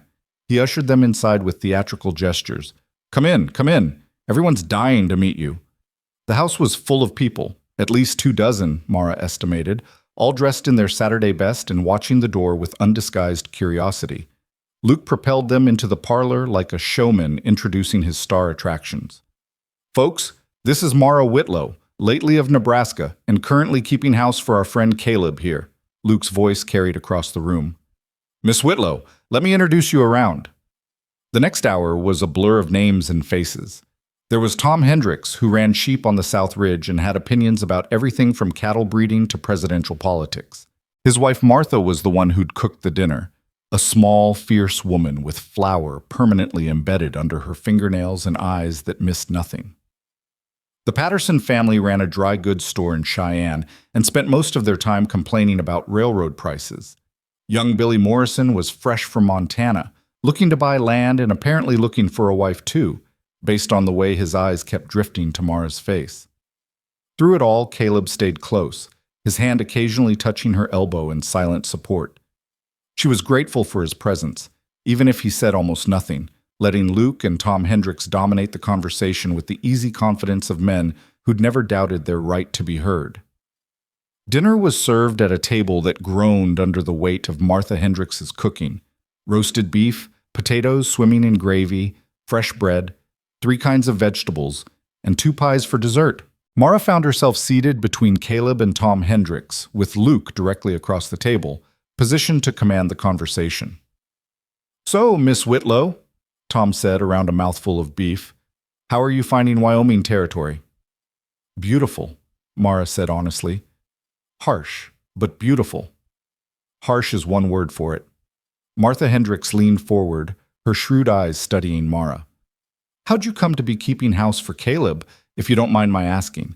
It's a long way from Nebraska for domestic work." The table went quiet, everyone suddenly very interested in their plates, while their ears strained to catch her answer. This was the moment she'd been dreading, the inevitable question, the curiosity that couldn't be satisfied without some form of truth. Mara felt Caleb tense beside her, but she kept her voice steady. "Mr. Rowan had arranged for my sister to come west as his bride. When she changed her mind, I came in her place to honor the commitment." The silence that followed could have suffocated a strong man. Martha's eyebrows climbed toward her hairline. Tom Hendricks choked on his wine. Even Luke, for once, seemed at a loss for words. "Your sister changed her mind," Martha said slowly, "so you came instead. And you and Caleb, you're not married?" "No, ma'am." Mara met the woman's eyes directly. "Mr. Rowan has hired me to manage his household. It's a business arrangement, nothing more." "A business arrangement," Tom Hendricks found his voice. You're telling us you're living under Caleb's roof, unmarried, and it's just business? That's exactly what I'm telling you. Mara's spine straightened. Mr. Rowan needed help with his house. I needed employment. We made an arrangement that benefits us both. If that offends your sense of propriety, I'm sorry for it, but the arrangement stands. Caleb's hand found hers under the table, squeezing once. Support, gratitude, warning, all compressed into that single touch. Mara squeezed back and didn't let go. Martha Hendricks was the first to break the tension, her stern face splitting into a smile that transformed it entirely. Well, I'll be damned. Good for you, dear. About time someone brought some practical sense to Caleb's life. Man's been rattling around in that house like a dried pea in a pod for too long. Martha, Tom protested weakly. Oh, hush, Tom. Everyone here was thinking it. Martha raised her glass. To practical sense and honest work, may we all have enough of both. The toast was drunk with varying degrees of enthusiasm, and conversation resumed, though Mara could feel the weight of speculation settling over the room like fog. She'd satisfied their curiosity, but given them plenty to gossip about, an unmarried woman living with a bachelor, no matter how practical the arrangement. In a week, the story would be all over the county. In a month, it would have grown teeth. Across the table, Luke Carter watched her with an expression that made Mara's stomach tighten. It wasn't disapproval exactly, but something more calculating, like a man who just learned an interesting piece of information and was deciding how best to use it. After dinner, the furniture was pushed back and someone produced a fiddle. Dancing began, rowdy and enthusiastic, with more energy than grace.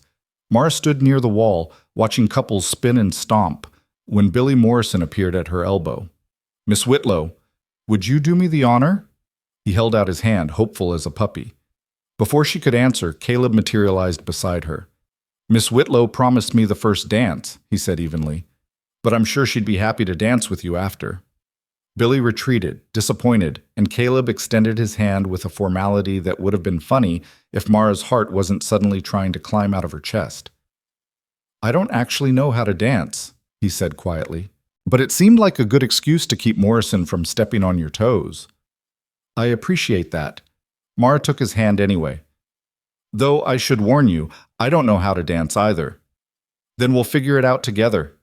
They moved into the chaos of dancers with no idea what they were doing, Caleb's hand firm on her waist, Mara's resting on his shoulder. They shuffled more than danced, moving in vague circles while around them couples spun with wild abandon. I meant what I said, Caleb said, his voice low enough that only she could hear. About it being a business arrangement. If people talk, if it causes you trouble, people will talk regardless. Mara looked up at him, struck by how close his face was to hers, by the flecks of darker gray in his eyes that she'd never noticed before. I knew that when I came here. I'm not ashamed of honest work. Neither am I. His hand tightened slightly on her waist. But I don't want you paying for my choices. Your choices got me off a failing farm in Nebraska and gave me work that matters. Mara found herself swaying closer, drawn by something she couldn't name. I'd say we're even. The fiddle music swirled around them, wild and sweet, and for a moment Mara forgot about the watching eyes, the speculation, the complicated tangle of truth and deception that had brought her here. There was only Caleb's hand warm on her waist, the steady rhythm of his breathing, the way he looked at her like she was a puzzle he was determined to solve. The song ended too soon. Caleb stepped back, releasing her with what might have been reluctance, and Billy Morrison swooped in to claim his promised dance. Mara let herself be led back into the fray, but her attention kept drifting to where Caleb stood against the wall, watching her with those winter-gray eyes. The party wound down near midnight. Mara found herself cornered by Martha Hendricks near the punch bowl, the older woman's eyes sharp with curiosity and something that might have been approval. You handled yourself well tonight, Martha said. These gatherings can be brutal on newcomers. Everyone's looking for weaknesses, for reasons to exclude or condemn. And did they find any? Mara asked. Oh, they found plenty to gossip about, don't you worry. Martha smiled. But you didn't flinch, didn't apologize, didn't try to make yourself smaller to fit their expectations. That takes backbone. Or desperation. Sometimes those are the same thing. Martha glanced across the room to where Caleb stood talking with Tom Hendricks, his face carefully neutral. He's a good man, Caleb. Damaged, like most of the men who came back from that war, but good underneath the scars. He deserves someone who sees that. I'm just his housekeeper, Mara said carefully. Of course you are, dear. Martha patted her arm. And I'm just a simple rancher's wife. We're all just exactly what we say we are and nothing more complicated than that. She started to walk away, then paused. But for what it's worth, I haven't seen Caleb look at anyone the way he looked at you during that dance. Not in all the years I've known him. She disappeared into the crowd, leaving Mara standing alone with her heart doing acrobatics in her chest. The ride home was quiet, both of them lost in their own thoughts. The moon was high and bright, turning the landscape silver, and somewhere in the distance a coyote sang its loneliness to the stars. Caleb drove with his usual competence, but Mara could feel the tension in him, something coiled and waiting. Thank you, she said finally. For tonight, for the dance, for not letting them make me feel small. You're not small, Caleb's voice was rough. You're the strongest woman I've ever met, and I've met women who could birth babies in plow fields on the same day. The compliment hit her square in the chest, unexpected and devastating in its sincerity. I'm not strong. I'm just stubborn. Sometimes those are the same thing. Caleb pulled the wagon to a stop in front of the house, but made no move to climb down. He sat with the reins loose in his hands, staring at the dark windows. When I sent that money to your sister, I had this idea, this picture in my head of what a wife should be. Pretty, soft-spoken, grateful for the opportunity. Someone who'd make the house feel less empty without demanding too much of me. I'm none of those things, Mara said quietly. No. Caleb turned to look at her, and his eyes were dark and serious in the moonlight. You're better. You're honest and capable, and you don't apologize for taking up space in the world. You make me remember that there are things worth talking about besides cattle and weather. You make the house feel like... He broke off, shaking his head. Never mind, I'm talking nonsense. No, you're not. Mara's hand found his on the seat between them, her fingers curling around his palm. You make me feel useful for the right reasons. Not because I'm solving someone else's problems or cleaning up someone else's messes, but because the work I do matters, because you see it and value it and don't take it for granted. She paused, gathering courage. You make me feel like I'm worth more than being second choice. Caleb's hand turned over, lacing his fingers through hers. You were never second choice, Mara. Your sister didn't choose to leave. She ran away from something real because it scared her. But you? You ran toward it. That makes you first choice in any book that matters. They sat there in the moonlight, hands clasped, while something wordless and powerful stretched between them, like a bridge being built board by careful board. Then Caleb cleared his throat and released her hand, climbing down from the wagon with an abruptness that suggested he'd scared himself with his own honesty. It's late, he said. We should get inside. Mara let him help her down, and they moved through the familiar ritual of settling the horses, banking the fire, checking that doors were latched against the night. When they reached the stairs, they paused, and for a moment Mara thought Caleb might say something more. Instead, he touched her shoulder briefly, just a brush of his fingers, there and gone, and climbed the stairs to his room. Mara stood alone in the parlor and pressed her hand to where he'd touched her, feeling the ghost of warmth through the fabric of her dress. 3 months, they'd agreed. 3 months to see if this arrangement could work.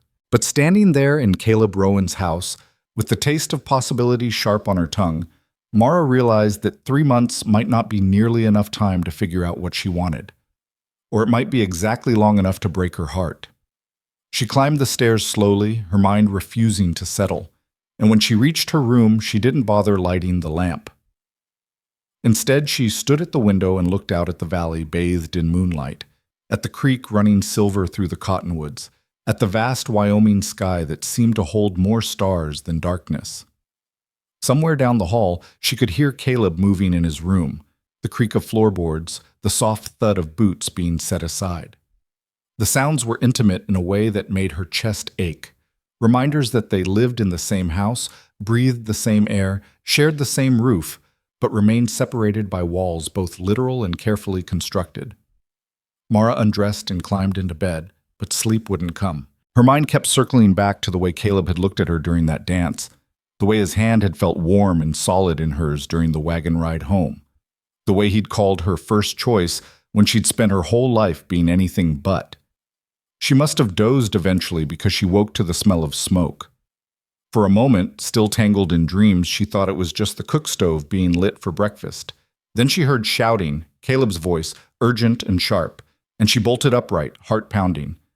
Mara threw on her dressing gown and ran into the hall. Caleb's door stood open, his room empty, and when she reached the stairs, she could see orange light flickering through the windows. Fire. The barn was on fire. She flew down the stairs and out into the yard, her bare feet finding stones and sticks she didn't feel. Caleb was already at the barn, throwing buckets of water onto flames that licked up the south wall with hungry eagerness. The horses screamed inside, terrified, and Mara could hear the cattle bellowing in panic from the corrals. "Get the horses out," Caleb shouted when he saw her. "Get them to the north pasture and close the gate." Mara didn't hesitate. She ran into the barn through smoke that seared her lungs, found the first stall, and dragged the bay gelding out by sheer force of will. The horse fought her, eyes rolling white with fear, but she hung onto the halter and hauled him into the yard, slapping his rump to send him galloping toward open ground. Back into the barn. The smoke was thicker now, heat pressing down like a physical weight. She found the second horse, a mare heavy with foal, and got her moving, then the third, a young colt who nearly trampled her in his panic to escape. "That's all of them." Caleb appeared beside her, his face black with soot. "Get back to the house." "The cattle? I'll get the cattle." He pushed her toward the house with a hand that shook. "Mara, please, get clear." But she didn't go to the house. She ran to the well, grabbed a bucket, and joined him in the desperate, futile work of fighting fire with water drawn one bucket at a time. They worked side by side in grim silence, throwing water onto flames that seemed to laugh at their efforts, until finally Caleb grabbed her arm and pulled her back. "It's no use." His voice was hoarse with smoke. "The barn's lost. We need to focus on keeping it from spreading to the house." They spent the next 2 hours creating a fire break, soaking the ground between the barn and the house, wetting down the porch and walls while the barn burned itself out in a spectacular display of destruction.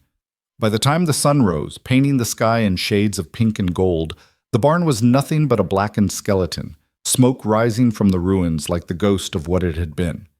Caleb stood staring at the wreckage with a face like carved stone.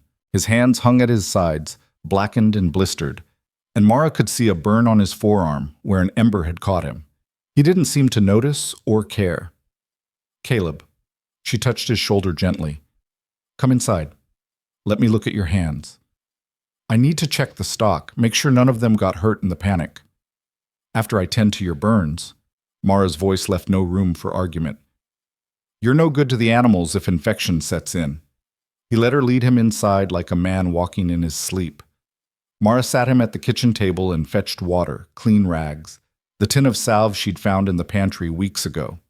She cleaned his hands with gentle efficiency, noting the blisters that had already formed, the raw patches where skin had burned away. "This is going to hurt," she warned, and applied the salve with careful fingers. Caleb hissed through his teeth but didn't pull away. "You should have stayed in the house. Could have gotten yourself killed running into a burning barn." "So could you." Mara wrapped his hands in clean bandages, tying them off with neat knots. "But you did it anyway because those horses needed you. Same reason I did it. It's my stock, my responsibility. And I live here too." Mara moved to his forearm, cleaning away soot to reveal an angry red burn the size of a silver dollar. "That makes it my responsibility too, whether you like it or not." Caleb was quiet while she worked, watching her face with an intensity that made her hands want to shake. When she finished bandaging the burn, he caught her wrist, gently, mindful of his own injuries. "Thank you," he said quietly, "for the horses, for this, for not running back to Nebraska the first time things got hard." Things were already hard in Nebraska. Mara didn't pull away. "At least here, the hardship means something." They sat there in the dawn light, connected by his hand on her wrist, until Caleb cleared his throat and released her. "I should check the stock, see what the damage is. I'll make breakfast. You'll need your strength." He nodded and stood, moving toward the door with visible effort. At the threshold, he paused. Mara, when this 3 months is up, when it's time to decide, I want you to know you'll have a choice, a real choice, not one forced on you by debt or duty or family obligation. Whatever you decide, it'll be because you want it. He left before she could respond, leaving Mara alone in the kitchen with her heart in her throat and tears she couldn't quite explain burning behind her eyes. She threw herself into cooking with the fierce concentration of someone using work to avoid thinking. By the time Caleb returned an hour later, she had eggs and bacon and fresh biscuits on the table, coffee strong enough to strip paint, and her emotions locked down tight. "Stock's fine," he reported, sitting heavily. "Spooked but unharmed. And I found what started the fire." "What?" "Lantern." Caleb's voice went hard. Someone hung a lit lantern on a nail in the hayloft. It burned through the rope and fell into dry hay. Mara's hand stilled over the coffee pot. "Someone? You mean it wasn't an accident?" "I mean, I don't keep lit lanterns in my barn, and I sure as hell don't hang them on rope that can burn through." Caleb accepted the coffee she poured, wrapping his bandaged hands around the cup with care. "Someone came onto my property and set that fire deliberately." "Who would do that?" "I don't know. Could be someone with a grudge. Could be someone who doesn't like me bringing in an unmarried woman to keep house. Could be random vandalism from drifters passing through." He drank his coffee in one long swallow despite the heat. "Doesn't much matter. The barn's gone either way." "You'll rebuild." Mara sat across from him, trying to project confidence she didn't feel. "You've got insurance, don't you?" Caleb laughed, but there was no humor in it. "Insurance doesn't cover arson, and even if it did, I can't prove it wasn't an accident. No, I'll rebuild the old-fashioned way, with my own hands and what's left in my bank account after a summer of cattle prices dropping." "How bad is it?" Mara asked quietly. "Financially, I mean." "Bad enough that I'll be eating beans and jerky for the winter. Not so bad that I'll lose the ranch." Caleb met her eyes. "But bad enough that I can't pay you what I promised. Not until spring, anyway, when I can sell off some stock." "I don't care about the money." "You should. You earned it." He pushed back from the table, his movements sharp with frustration. "I brought you here under false pretenses. Well, you came under false pretenses, but I let you stay with promises I might not be able to keep. You deserve better than working for room and board." "I've been working for room and board my whole life," Mara said. "At least here, I get thanked for it occasionally." But that got a real smile from him, small but genuine. "You do good work. I should say that more often." "You show it. That's better than saying it." They ate in silence, both of them too exhausted for conversation. When the meal was finished, Caleb stood and looked out at the smoking ruins of his barn with eyes that had seen too much loss already. "I need to start clearing the debris. Salvage what I can before weather gets to it." He flexed his bandaged hands experimentally, wincing. "Going to be a long day." "Then you'll need help." Mara stood and began clearing dishes. "Give me 20 minutes to clean up and change, and I'll be out to help." "Mara, don't argue. You need help. I'm offering. That's the end of it." She left him standing in the kitchen and went upstairs to change into her oldest work dress, the one she'd been meaning to cut up for rags. When she came back down, Caleb was waiting by the door with 2 pairs of heavy gloves. "Your hands are smaller than mine, Shekt," he said, handing her a pair that still swallowed her fingers. "These will be too big, but they'll keep you from getting blisters." They worked through the morning and into the afternoon, sorting through the wreckage of the barn with methodical care. The fire had been hot enough to warp metal and turn good timber into charcoal, but some things had survived: tools, harness fittings, a few hand implements that could be cleaned and reused. They built a pile of salvage and another of debris to be hauled away, working side by side with the easy coordination of people who'd learned each other's rhythms. Luke Carter arrived mid-afternoon, riding up with 2 of his hands in tow. He took in the destruction with wide eyes and a low whistle. "Hell, Caleb, I saw the smoke from my place but figured you were clearing brush." He dismounted and walked to the ruins, shaking his head. "This is bad. Real bad. What happened?" "Fire started in the hayloft," Caleb said shortly. "Lost the building, but saved the stock." "Thank Christ for that." Luke turned to his men. "Boys, let's give Caleb a hand with this mess." 4 hands work faster than 2. The offer was generous, and Caleb accepted it with visible reluctance. Mara watched Luke's men set to work with efficient competence, while Luke himself positioned himself near her, close enough to talk without being overheard. "Must have been terrifying," he said. "Waking up to find the barn on fire." It was. Mara didn't look at him, focusing instead on sorting through a pile of partially burned tack. "Lucky Caleb had you here to help. A man alone might have lost the whole place." Luke paused. "Of course, some folks might say a man alone wouldn't have had this kind of trouble in the first place." Mara's hands stilled. "What's that supposed to mean?" "Nothing. Nothing." Luke held up his hands in a gesture of innocence. "Just that people talk. And when an unmarried woman moves into a bachelor's house, tongues start wagging. Some of those tongues belong to people who take their morality seriously, seriously enough to make their disapproval known." "Are you suggesting someone burned down Caleb's barn because I'm living here?" "I'm not suggesting anything." Luke's smile was sympathetic, but his eyes were calculating. "I'm just saying that appearances matter in a place like this, and the appearance of impropriety can be just as damaging as the real thing." Mara turned to face him fully. "Mr. Carter, if you have something to say it plainly." "All right."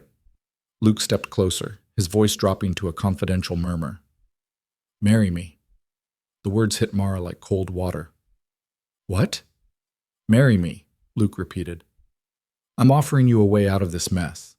You'd have your own household, your own name, legitimate standing in the community. No more whispers, no more judgment." And Caleb, he glanced toward where Caleb worked with Luke's men.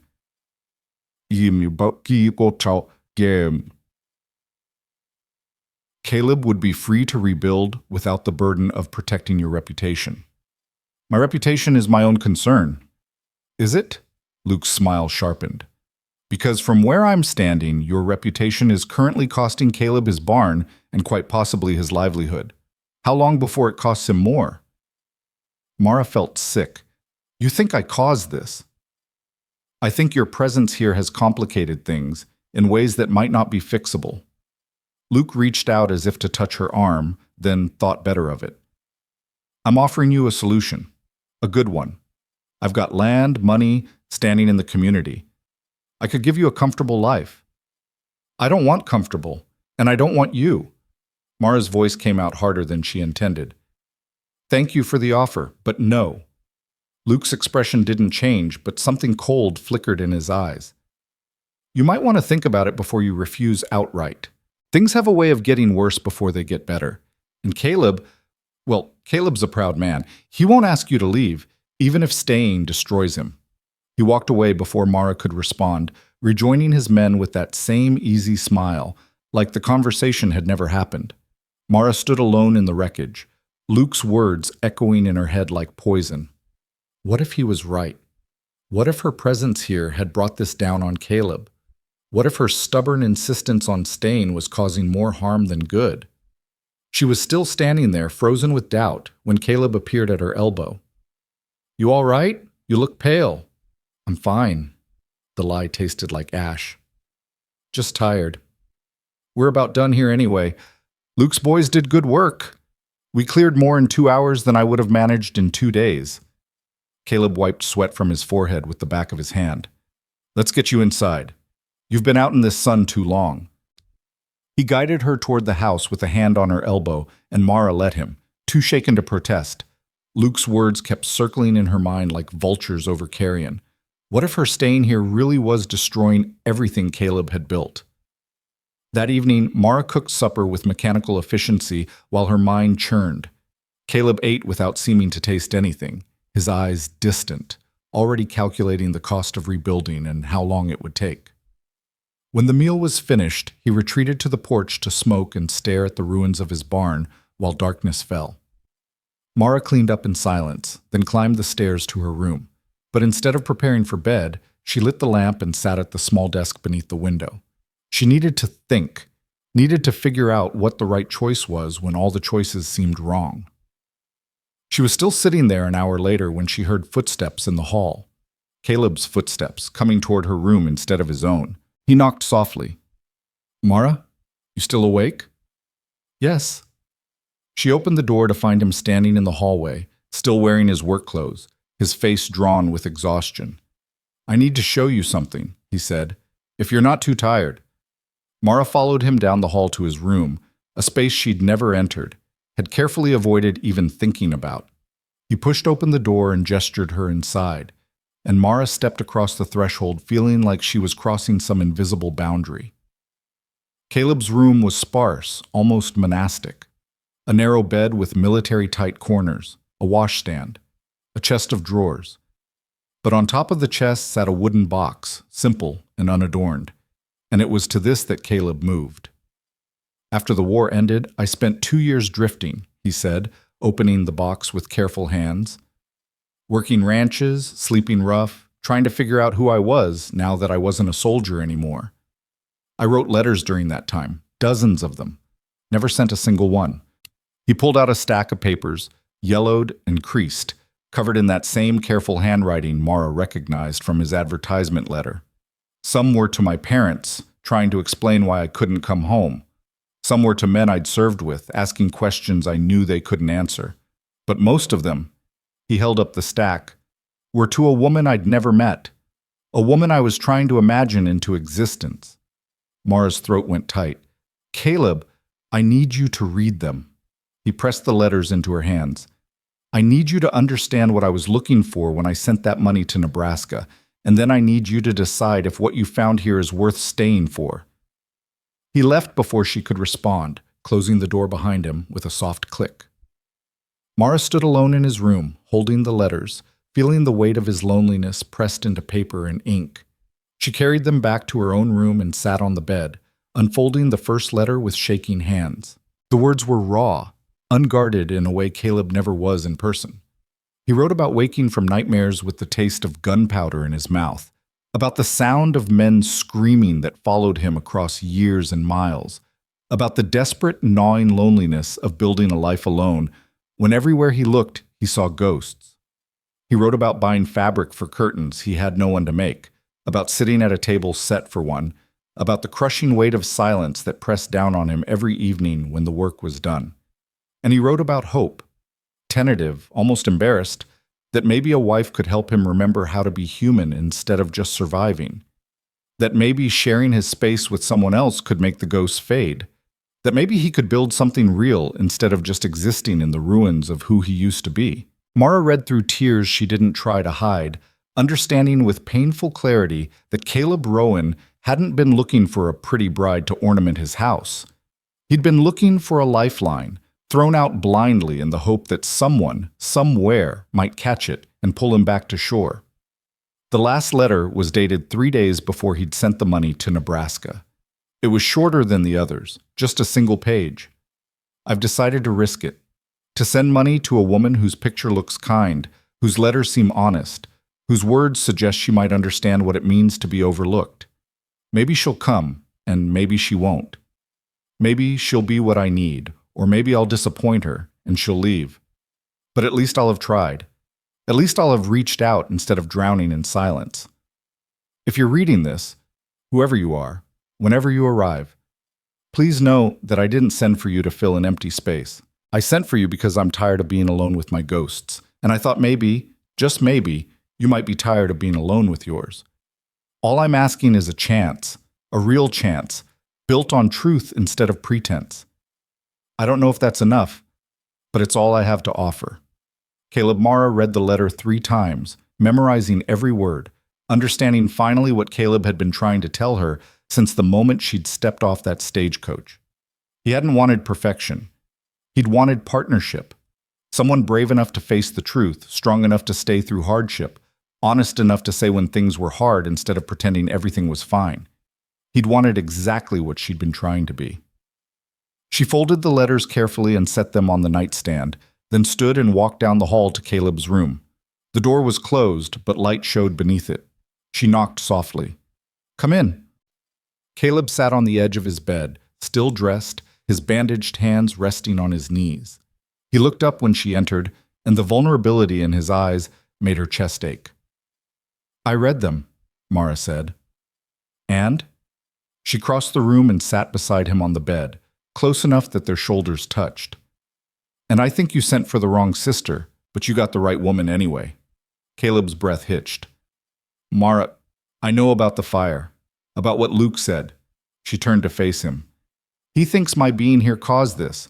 He offered to marry me, to give me a way out that would protect your reputation and your livelihood. The muscle in Caleb's jaw jumped. What did you say? I told him no. Mara reached for his hand, carefully mindful of the bandages. Because I don't want comfortable, and I don't want easy. I want this. She gestured at the room, the house, the life they'd been building in careful increments. Even if it's hard, even if it means people judge us, even if someone burned your barn because they don't approve of me being here. If that's why the barn burned, then they're small-minded fools, and I refuse to let small-minded fools dictate how I live my life. Mara's voice went fierce. I spent 23 years making myself smaller to fit other people's expectations. I'm done with that. If you'll have me, if you still want me here after knowing what my presence might cost you, then I'm staying, not for 3 months, for as long as you'll let me. Caleb stared at her with those winter-gray eyes, and slowly, carefully, he brought his bandaged hand up to cup her face. His thumb brushed her cheekbone with impossible gentleness. I want you here, he said, his voice rough with emotion. Not because you're useful, not because you can cook and clean and work yourself to the bone. I want you here because when you're in a room, it doesn't feel empty anymore. Because you make me remember what it's like to care about something besides just surviving. Because you're brave and honest and you don't flinch from hard truths. He paused, his eyes searching hers. I want you here because somewhere between Nebraska and Wyoming, between deception and truth, between what I paid for and what I got, I started falling in love with you. The words hung in the air between them, fragile and fierce. Mara felt tears spill over, tracking hot down her cheeks, and she didn't try to stop them. I love you too, she whispered. I didn't mean to. I tried not to. But you make me feel like I matter, not for what I can do, but for who I am. And I've never had that before. Caleb pulled her close, and Mara went into his arms like coming home, pressing her face against his chest and feeling his heart pound against her cheek. They stayed that way for a long moment, holding each other in the lamplight, two people who'd been alone too long finally finding what they'd been searching for. When Caleb finally pulled back, his eyes were bright with unshed tears. Marry me. Not because of arrangements or money or obligation. Marry me because we choose each other every day, no matter what comes. Yes. Mara didn't hesitate. Yes, I'll marry you. He kissed her then, soft and careful, like she was something precious that might break. But Mara kissed him back with all the fierce certainty of someone who'd finally found where she belonged, and the kiss deepened, becoming a promise sealed in touch and breath and wordless understanding. When they finally broke apart, Caleb rested his forehead against hers, his bandaged hands cradling her face. We'll rebuild the barn together, face whatever comes together, build a real life together. Together, Mara agreed. No more ghosts, no more loneliness. Just us, facing forward. They sat together on the edge of his bed, hands clasped, while outside the window the Wyoming night stretched vast and star-filled and full of possibility. The barn was gone, the future uncertain, but in that moment, none of it mattered. They had each other. And that was more than enough. They married 3 days later in Martha Hendricks's parlor with Tom as witness and a circuit preacher who happened to be passing through Cheyenne. Mara wore her remade sage green dress and wildflowers in her hair that Caleb had picked that morning, his bandaged hands clumsy but determined. The ceremony was brief, the vows simple, and when the preacher pronounced them husband and wife, Caleb kissed her with a tenderness that made Martha dab at her eyes with her apron. About time, Martha said afterward, pulling Mara into a fierce embrace. I knew the moment I saw you two together at Luke's party. Took you long enough to figure it out yourselves.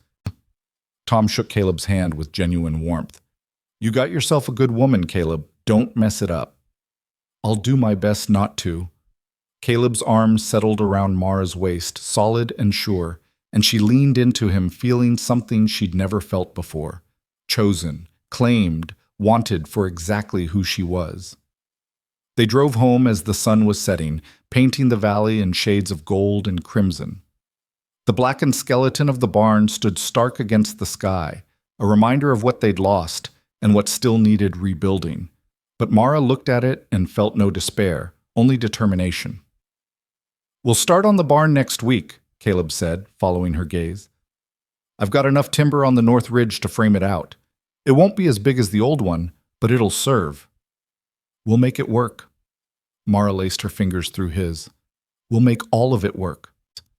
That night, Mara moved her belongings from the spare room to Caleb's room, their room now, and they lay together in the narrow bed, learning each other in the darkness. Caleb traced the curve of her shoulder with gentle fingers, his touch reverent, and Mara pressed her palm against his chest, feeling his heartbeat steady and strong beneath her hand. "I never thought I'd have this," Caleb murmured into her hair. "Someone to hold. Someone who chose to stay. I never thought anyone would want me to stay." Mara tilted her face up to kiss him. "We're both learning something new." They fell asleep tangled together, and for the first time since the war, Caleb slept through the night without nightmares. The next morning brought Luke Carter riding up the path with a smile that didn't quite reach his eyes. Mara was hanging laundry when she saw him approach, and something in her stomach tightened. She called for Caleb, who emerged from the tool shed with a hammer in his hand and a wary expression on his face. "Luke?" Caleb's voice was neutral. "Didn't expect to see you so soon." "Heard you got married." Luke dismounted, his gaze sliding between them with sharp assessment. "Figured I'd come by and offer my congratulations." "That's kind of you." Mara stepped closer to Caleb, a united front. "We appreciate it." "Do you?" Luke's smile sharpened. "Because I have to say, Caleb, I'm a little surprised. 3 days ago your barn burned down, and now you've tied yourself to the woman who brought that trouble to your door. Seems like poor timing." "Mara didn't bring trouble." Caleb's voice went hard. "And I'd appreciate it if you kept your opinions about my wife to yourself." "Your wife?" Luke said it like he was tasting something bitter. "Well, I suppose that makes it all respectable now, doesn't it? Never mind that she came here under false pretenses. Never mind that she's not what you paid for. Luke!" Caleb took a step forward, and there was something dangerous in the movement. "You need to leave now." "Or what? You'll take a swing at me with those burned hands?" Luke's mask of friendliness dropped entirely. "Let me tell you something, Caleb. That barn didn't burn by accident, and it won't be the last thing you lose if you insist on keeping that woman here." The words fell like stones into still water. Mara felt the blood drain from her face. You burned the barn." "I didn't say that." Luke's smile returned, cold and calculated. "I'm just saying that people around here have standards. They don't take kindly to unmarried women living in sin with bachelor ranchers, and they especially don't take kindly to women who lie their way into men's homes. Some folks might decide to make their displeasure known. Get off my property." Caleb's voice was quiet, but it carried the weight of absolute authority. "And if you or anyone else comes near my wife, my stock, or my land with intent to harm, I'll put a bullet in you and sleep soundly afterward. That's not a threat, Luke. That's a promise." Luke's eyes narrowed. "You're making a mistake, Caleb. This woman isn't worth what she's going to cost you." "That's where you're wrong." Caleb moved to stand beside Mara, his hand finding hers. "She's worth everything. And if you can't see that, then you're a bigger fool than I took you for." Luke mounted his horse with jerky movements, his face flushed with anger.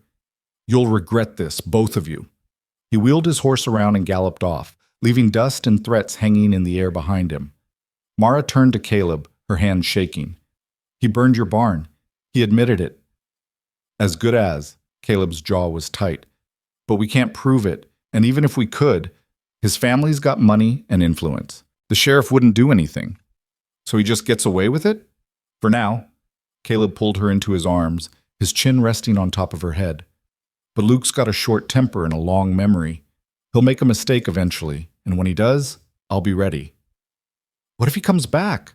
What if he tries to hurt you, or the stock, or—" Mara couldn't finish the sentence, fear closing her throat. "Then we deal with it together." Caleb pulled back to look at her, his eyes fierce. "I'm not letting him drive you away, Mara. I'm not letting anyone drive you away. You're my wife now, and that means something. It means I stand between you and whatever threatens you, same as you'd stand for me." "I would," Mara said fiercely. "I'd stand against anyone for you." "I know." Caleb kissed her forehead. "That's why we're going to be all right. Whatever Luke throws at us, we'll face it together." But Luke's threats cast a shadow over the following weeks. Caleb started sleeping with a rifle beside the bed and checking the property twice each evening before dark. Mara found herself jumping at unexpected sounds, watching the road for riders who might bring more destruction. They worked on the barn together during the day, Caleb's hands healing slowly as he hammered and sawed, Mara passing him tools and holding timber steady while he cut it to size.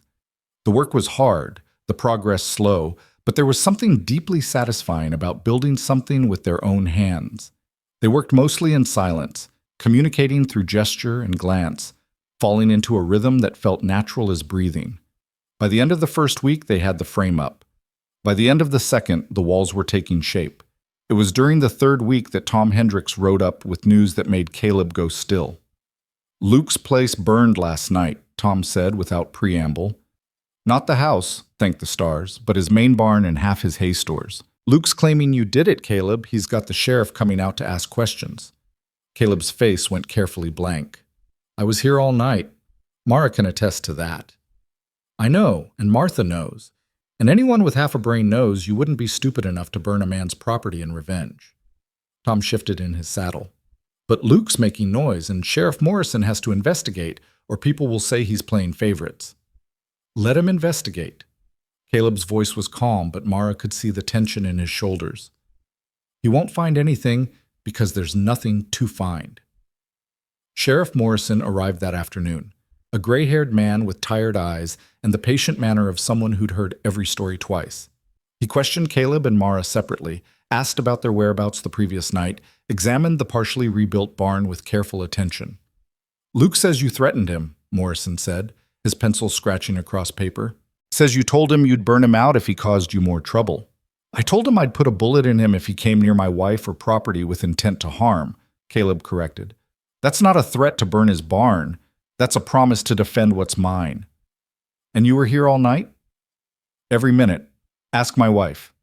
Morrison turned to Mara, who stood in the doorway with her arms crossed. "Mrs. Rowan, can you confirm your husband's whereabouts last night?" "He was with me from sundown until sunrise." Mara met the sheriff's eyes steadily. "We're newlyweds, Sheriff. We spent the night together." Morrison's weathered face colored slightly. "Right. Well," he closed his notebook with a decisive snap. "That's pretty clear then. I'll tell Luke you've got an alibi." "While you're at it," Caleb said quietly, "you might want to ask Luke about my barn, about a lantern hung on rope in the hayloft, about threats he made 3 days before he rode off my property." Morrison's eyes sharpened. "You saying Luke burned your barn?" "I'm saying someone did, and Luke admitted to knowing about it." Caleb crossed his arms. "But I've got no proof. Same as Luke has no proof I touched his property. So we're at a stalemate, aren't we?" The sheriff studied Caleb for a long moment, then sighed. "This is going to get ugly if you two don't find a way to settle it. Land feuds have a way of spreading, dragging in neighbors, turning into something nobody can control." "Then maybe you should tell Luke to leave me and mine alone." Caleb's voice was steel wrapped in velvet. "I didn't start this, Sheriff, but I'll finish it if I have to." After Morrison left, Mara found Caleb standing at the edge of the property, staring toward where Luke's ranch lay beyond the ridge. She came up beside him, slipping her hand into his. "Do you think he burned his own barn?" she asked quietly. "I don't know." Caleb's thumb traced circles on her palm. "But it would be just like Luke to destroy his own property if it meant he could pin it on me. He's that petty." "What do we do?" "We keep building, keep living, keep refusing to give him the satisfaction of running us off our own land." Caleb turned to face her, his expression fierce. "And we watch our backs, because Luke's the kind of man who holds grudges until they turn to poison." They worked on the barn with renewed urgency, racing against the onset of winter and the threat of whatever Luke might try next. Tom Hendricks and Martha came to help, bringing their sons in a determination to see Caleb's barn finished before the first snow. Even Billy Morrison showed up one Saturday, shy and earnest, offering a strong back and willing hands. "Heard you could use help," Billy said, ducking his head. "And I figure neighbors should help neighbors, no matter what some folks might say about it." Caleb shook the young man's hand with genuine gratitude. "Appreciate it, Billy. We can use all the help we can get." They worked together through that long afternoon, men and women side by side, and when the sun set on a barn that was three-quarters finished, Martha brought out food and they ate together in the yard, talking and laughing like old friends. Mara sat beside Caleb and looked around at these people who'd chosen to stand with them despite gossip and threats, and felt something warm and fierce bloom in her chest. This was community. This was what it meant to belong. The barn was finished 2 days before the first snow, and they celebrated by moving the horses back into their new stalls and standing together in the center of the building, breathing in the smell of fresh-cut pine and looking up at rafters that would shelter stock through the brutal Wyoming winter. "We did it," Mara said, wonder in her voice. "We actually did it." "We did." Caleb pulled her close, kissing the top of her head. "And whatever comes next, we'll handle that too." What came next arrived on a bitter November morning when Lillian stepped off the stagecoach in Cheyenne wearing a dress that cost more than most men made in a year and a smile that could have lit the whole territory. Mara was in town buying supplies when she saw her sister, and for a moment she couldn't breathe. Lillian looked exactly as she always had, golden, perfect, untouchable. But there was something new in her eyes now, something calculating and cold that Mara had never seen before. "Mara!" Lillian swept toward her with arms outstretched. "Oh, how I've missed you." Mara accepted the embrace stiffly, aware of people watching, judging. "Lillian, what are you doing here?" "Why, I've come to see my dear sister, of course." Lillian pulled back, her eyes scanning Mara's face with sharp assessment. "And to meet the man you married. I hear he's quite the catch. 200 acres, cattle, all that rugged Western charm." Her smile turned brittle. "Funny how things work out, isn't it? I send him away, you take him for yourself. One might almost call it opportunistic." "One might call it surviving." Mara kept her voice low. "What do you really want, Lillian? Can a sister visit without ulterior motives?" But Lillian's eyes slid away, guilty and defiant at once. "Mother sent me. She's worried about you living out here alone with a stranger." "I'm not alone. I'm married. And Caleb's not a stranger anymore." "No, I suppose he isn't." Lillian's gaze sharpened. "I'd like to meet him. Surely you won't deny me that." Mara wanted to refuse, wanted to send her sister back to Nebraska on the next stagecoach, but refusing would only make Lillian more determined, and besides, some part of Mara wanted Lillian to see what she'd thrown away, wanted her perfect golden sister to understand that not everything worthwhile came wrapped in pretty packages. "Fine. But we're leaving town now, and you'll stay at Martha Hendricks's place, not ours." "Worried I'll steal him away?" Lillian's laugh was bright and cruel. "Oh, Mara, you always did think so little of yourself." They drove back to the ranch in tense silence, Lillian exclaiming over the landscape with performative enthusiasm, while Mara gripped the wagon seat and tried to calm the churning in her stomach. When they pulled up to the house, Caleb emerged from the barn, wiping his hands on a rag, and Mara watched her sister's face as she saw him for the first time.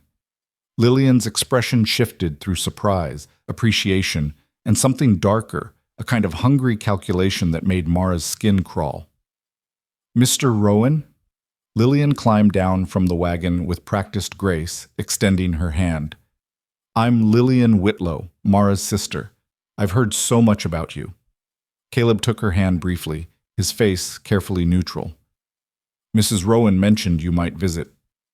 "Mrs. Rowan." Lillian's smile sharpened. How strange to hear Mara called that. I confess, when I first wrote to you, I never imagined it would be my plain older sister who'd end up wearing your ring. The insult was delivered with such sweetness that it took a moment to register. Mara felt her face heat, but before she could respond, Caleb's arm came around her waist, pulling her close. "Strange how things work out," he said, his voice mild but his eyes hard. "I wrote for a woman who could charm and deceive. I got one who's honest and strong instead. Can't say I'm disappointed with the trade." Lillian's smile faltered. "I meant no offense." "Didn't you?" Caleb's grip on Mara tightened. Because where I come from, calling a woman plain to her face is about as offensive as it gets, especially when that woman is my wife. I was only teasing. Lillian looked between them, calculating her next move. Mara knows I don't mean anything by it. We've always had this kind of banter between us. Did you? Mara found her voice, found her spine.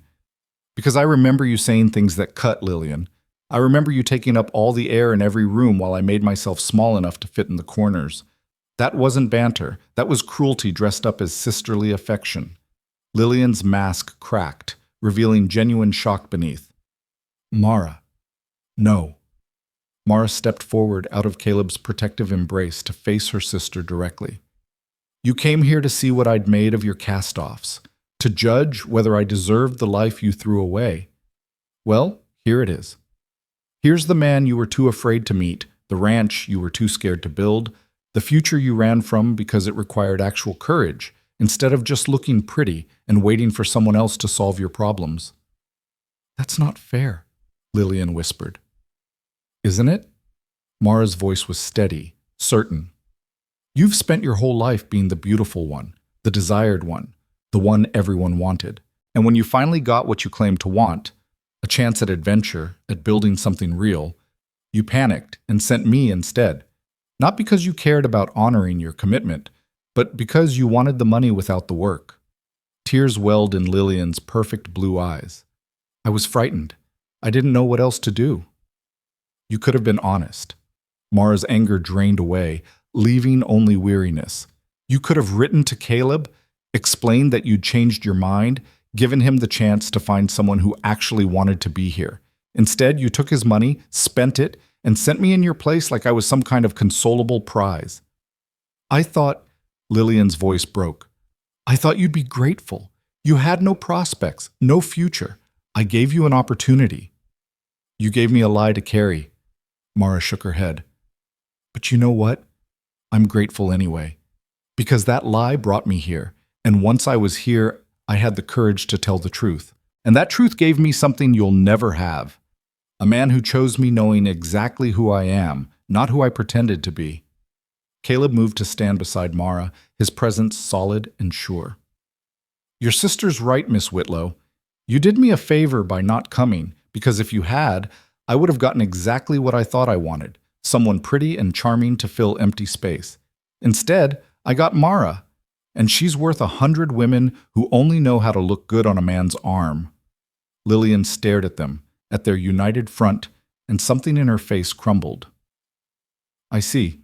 She turned toward the wagon, her movements stiff. I should go. This was clearly a mistake. Lillian, Mara's voice stopped her sister mid-step. You can stay for supper if you want. Meet our neighbors, see what we've built here. But you need to understand something. I'm not your second-choice sister anymore. I'm not the plain one, or the useful one, or the one you turn to when you need someone to clean up your messes. I'm Caleb's wife, and I'm happy.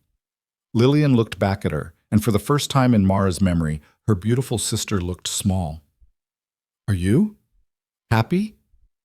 More than I've ever been in my life. Mara reached for Caleb's hand, lacing their fingers together. So if you came here to pity me, or to reclaim something you think you lost, you're wasting your time. But if you came because you actually care, if you want to know your sister instead of just using her, then you're welcome to stay. Lillian stood frozen for a long moment, her face working through emotions Mara couldn't name. Finally, she nodded. I'd like to stay, if you'll have me. They ate supper together that night, the three of them, and slowly, painfully, Lillian began to show cracks in her perfect facade. She talked about Nebraska, about their mother's declining health, and their father's increasing bitterness. She admitted, haltingly, that she'd come west partly out of curiosity, and partly because she'd been thrown over by the banker's son she'd set her sights on marrying. He said I was beautiful, but boring, Lillian said, staring at her plate. That I had nothing to offer except a pretty face. It hurt more than I expected. Because it was true? Mara asked gently. Because I'd never considered that beauty might not be enough. Lillian looked up, her eyes red-rimmed. You always had substance, Mara. You could cook and clean and make things grow. You could work hard and never complain. I thought that made you less valuable, but I'm starting to think I had it backward. Beauty and substance aren't mutually exclusive, Caleb said quietly, but substance lasts when beauty fades, and work that matters leaves something behind when you're gone. Lillian stayed for 3 days, and in that time, Mara watched her sister truly see her for perhaps the first time. Lillian helped in this kitchen, her hands clumsy with work they'd never done. She walked the property with Mara, marveling at the garden plot that would sleep through winter and wake in spring. She sat with them in the evenings while Caleb read aloud from his books and Mara stitched by lamplight, and slowly the brittle edge in her voice softened. On the morning she left, Lillian hugged Mara with genuine warmth. "I'm sorry," she whispered, "for using you, for taking you for granted, for thinking that being beautiful meant I didn't have to be anything else." "I forgive you." Mara pulled back to look at her sister. "But Lillian, you need to figure out who you are when no one's looking, because that's the person you'll have to live with when the mirrors stop being kind." Lillian nodded, tears streaming down her perfect face. "I'll try, I promise I'll try." After she left, Caleb pulled Mara into his arms and held her while she cried. For the sister she'd wanted, for the years of being second, for the relief of finally being seen. "You were magnificent," he murmured into her hair. "Brave and honest, and everything I knew you were." "I was terrified," Mara admitted. "Being brave doesn't mean not being scared. It means being scared and doing it anyway." Caleb kissed her forehead. "You've been brave since the moment you stepped off that stagecoach and told me the truth." Winter came hard that year, burying the valley in snow that reached the windowsills and turned the world into an endless expanse of white. Mara and Caleb spent long evenings by the fire, talking and reading and learning each other in the deep quiet that only winter brings. They made plans for spring, more cattle, a larger garden, maybe even a trip to Cheyenne for supplies and socializing. And in late February, when Mara realized she was carrying Caleb's child, they made new plans entirely. "A baby," Caleb breathed, his hand splayed across her still flat stomach with something like wonder. "We're going to have a baby." "Are you happy?" Mara asked, suddenly uncertain. "Happy?" Caleb laughed, and the sound was young and unburdened. "Mara, I'm terrified and thrilled and grateful all at once. We're going to have a family, a real family, built on truth and choice and love." They told Martha first, who cried and hugged them both, and immediately began knitting tiny blankets. Tom clapped Caleb on the back with enough force to stagger him.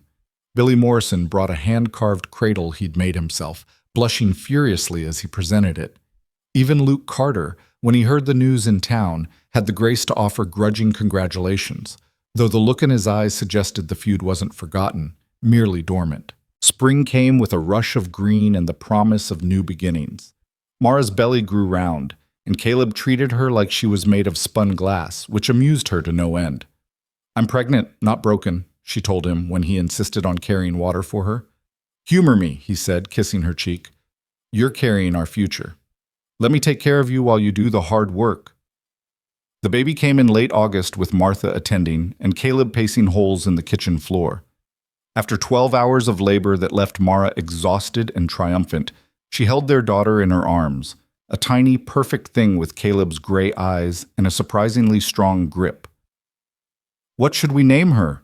Caleb asked, his voice thick with emotion. Mara looked down at the child they'd made, this living proof that second chances were real and love could grow from the most unlikely soil. "Hope," she said.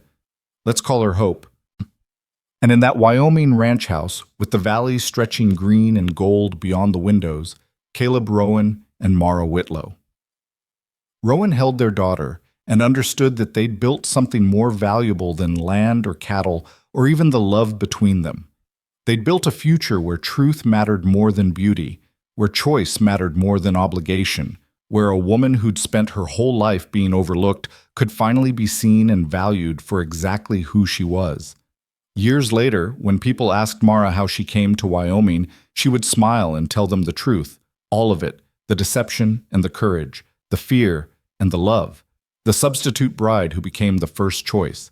And she never, not once, regretted the lie that brought her west or the truth that let her stay. Because in the end, Mara Whitlow had learned the most important lesson of all. Sometimes the things we're given by accident are more precious than anything we could have chosen for ourselves. And sometimes, being second choice is exactly what it takes to find first love.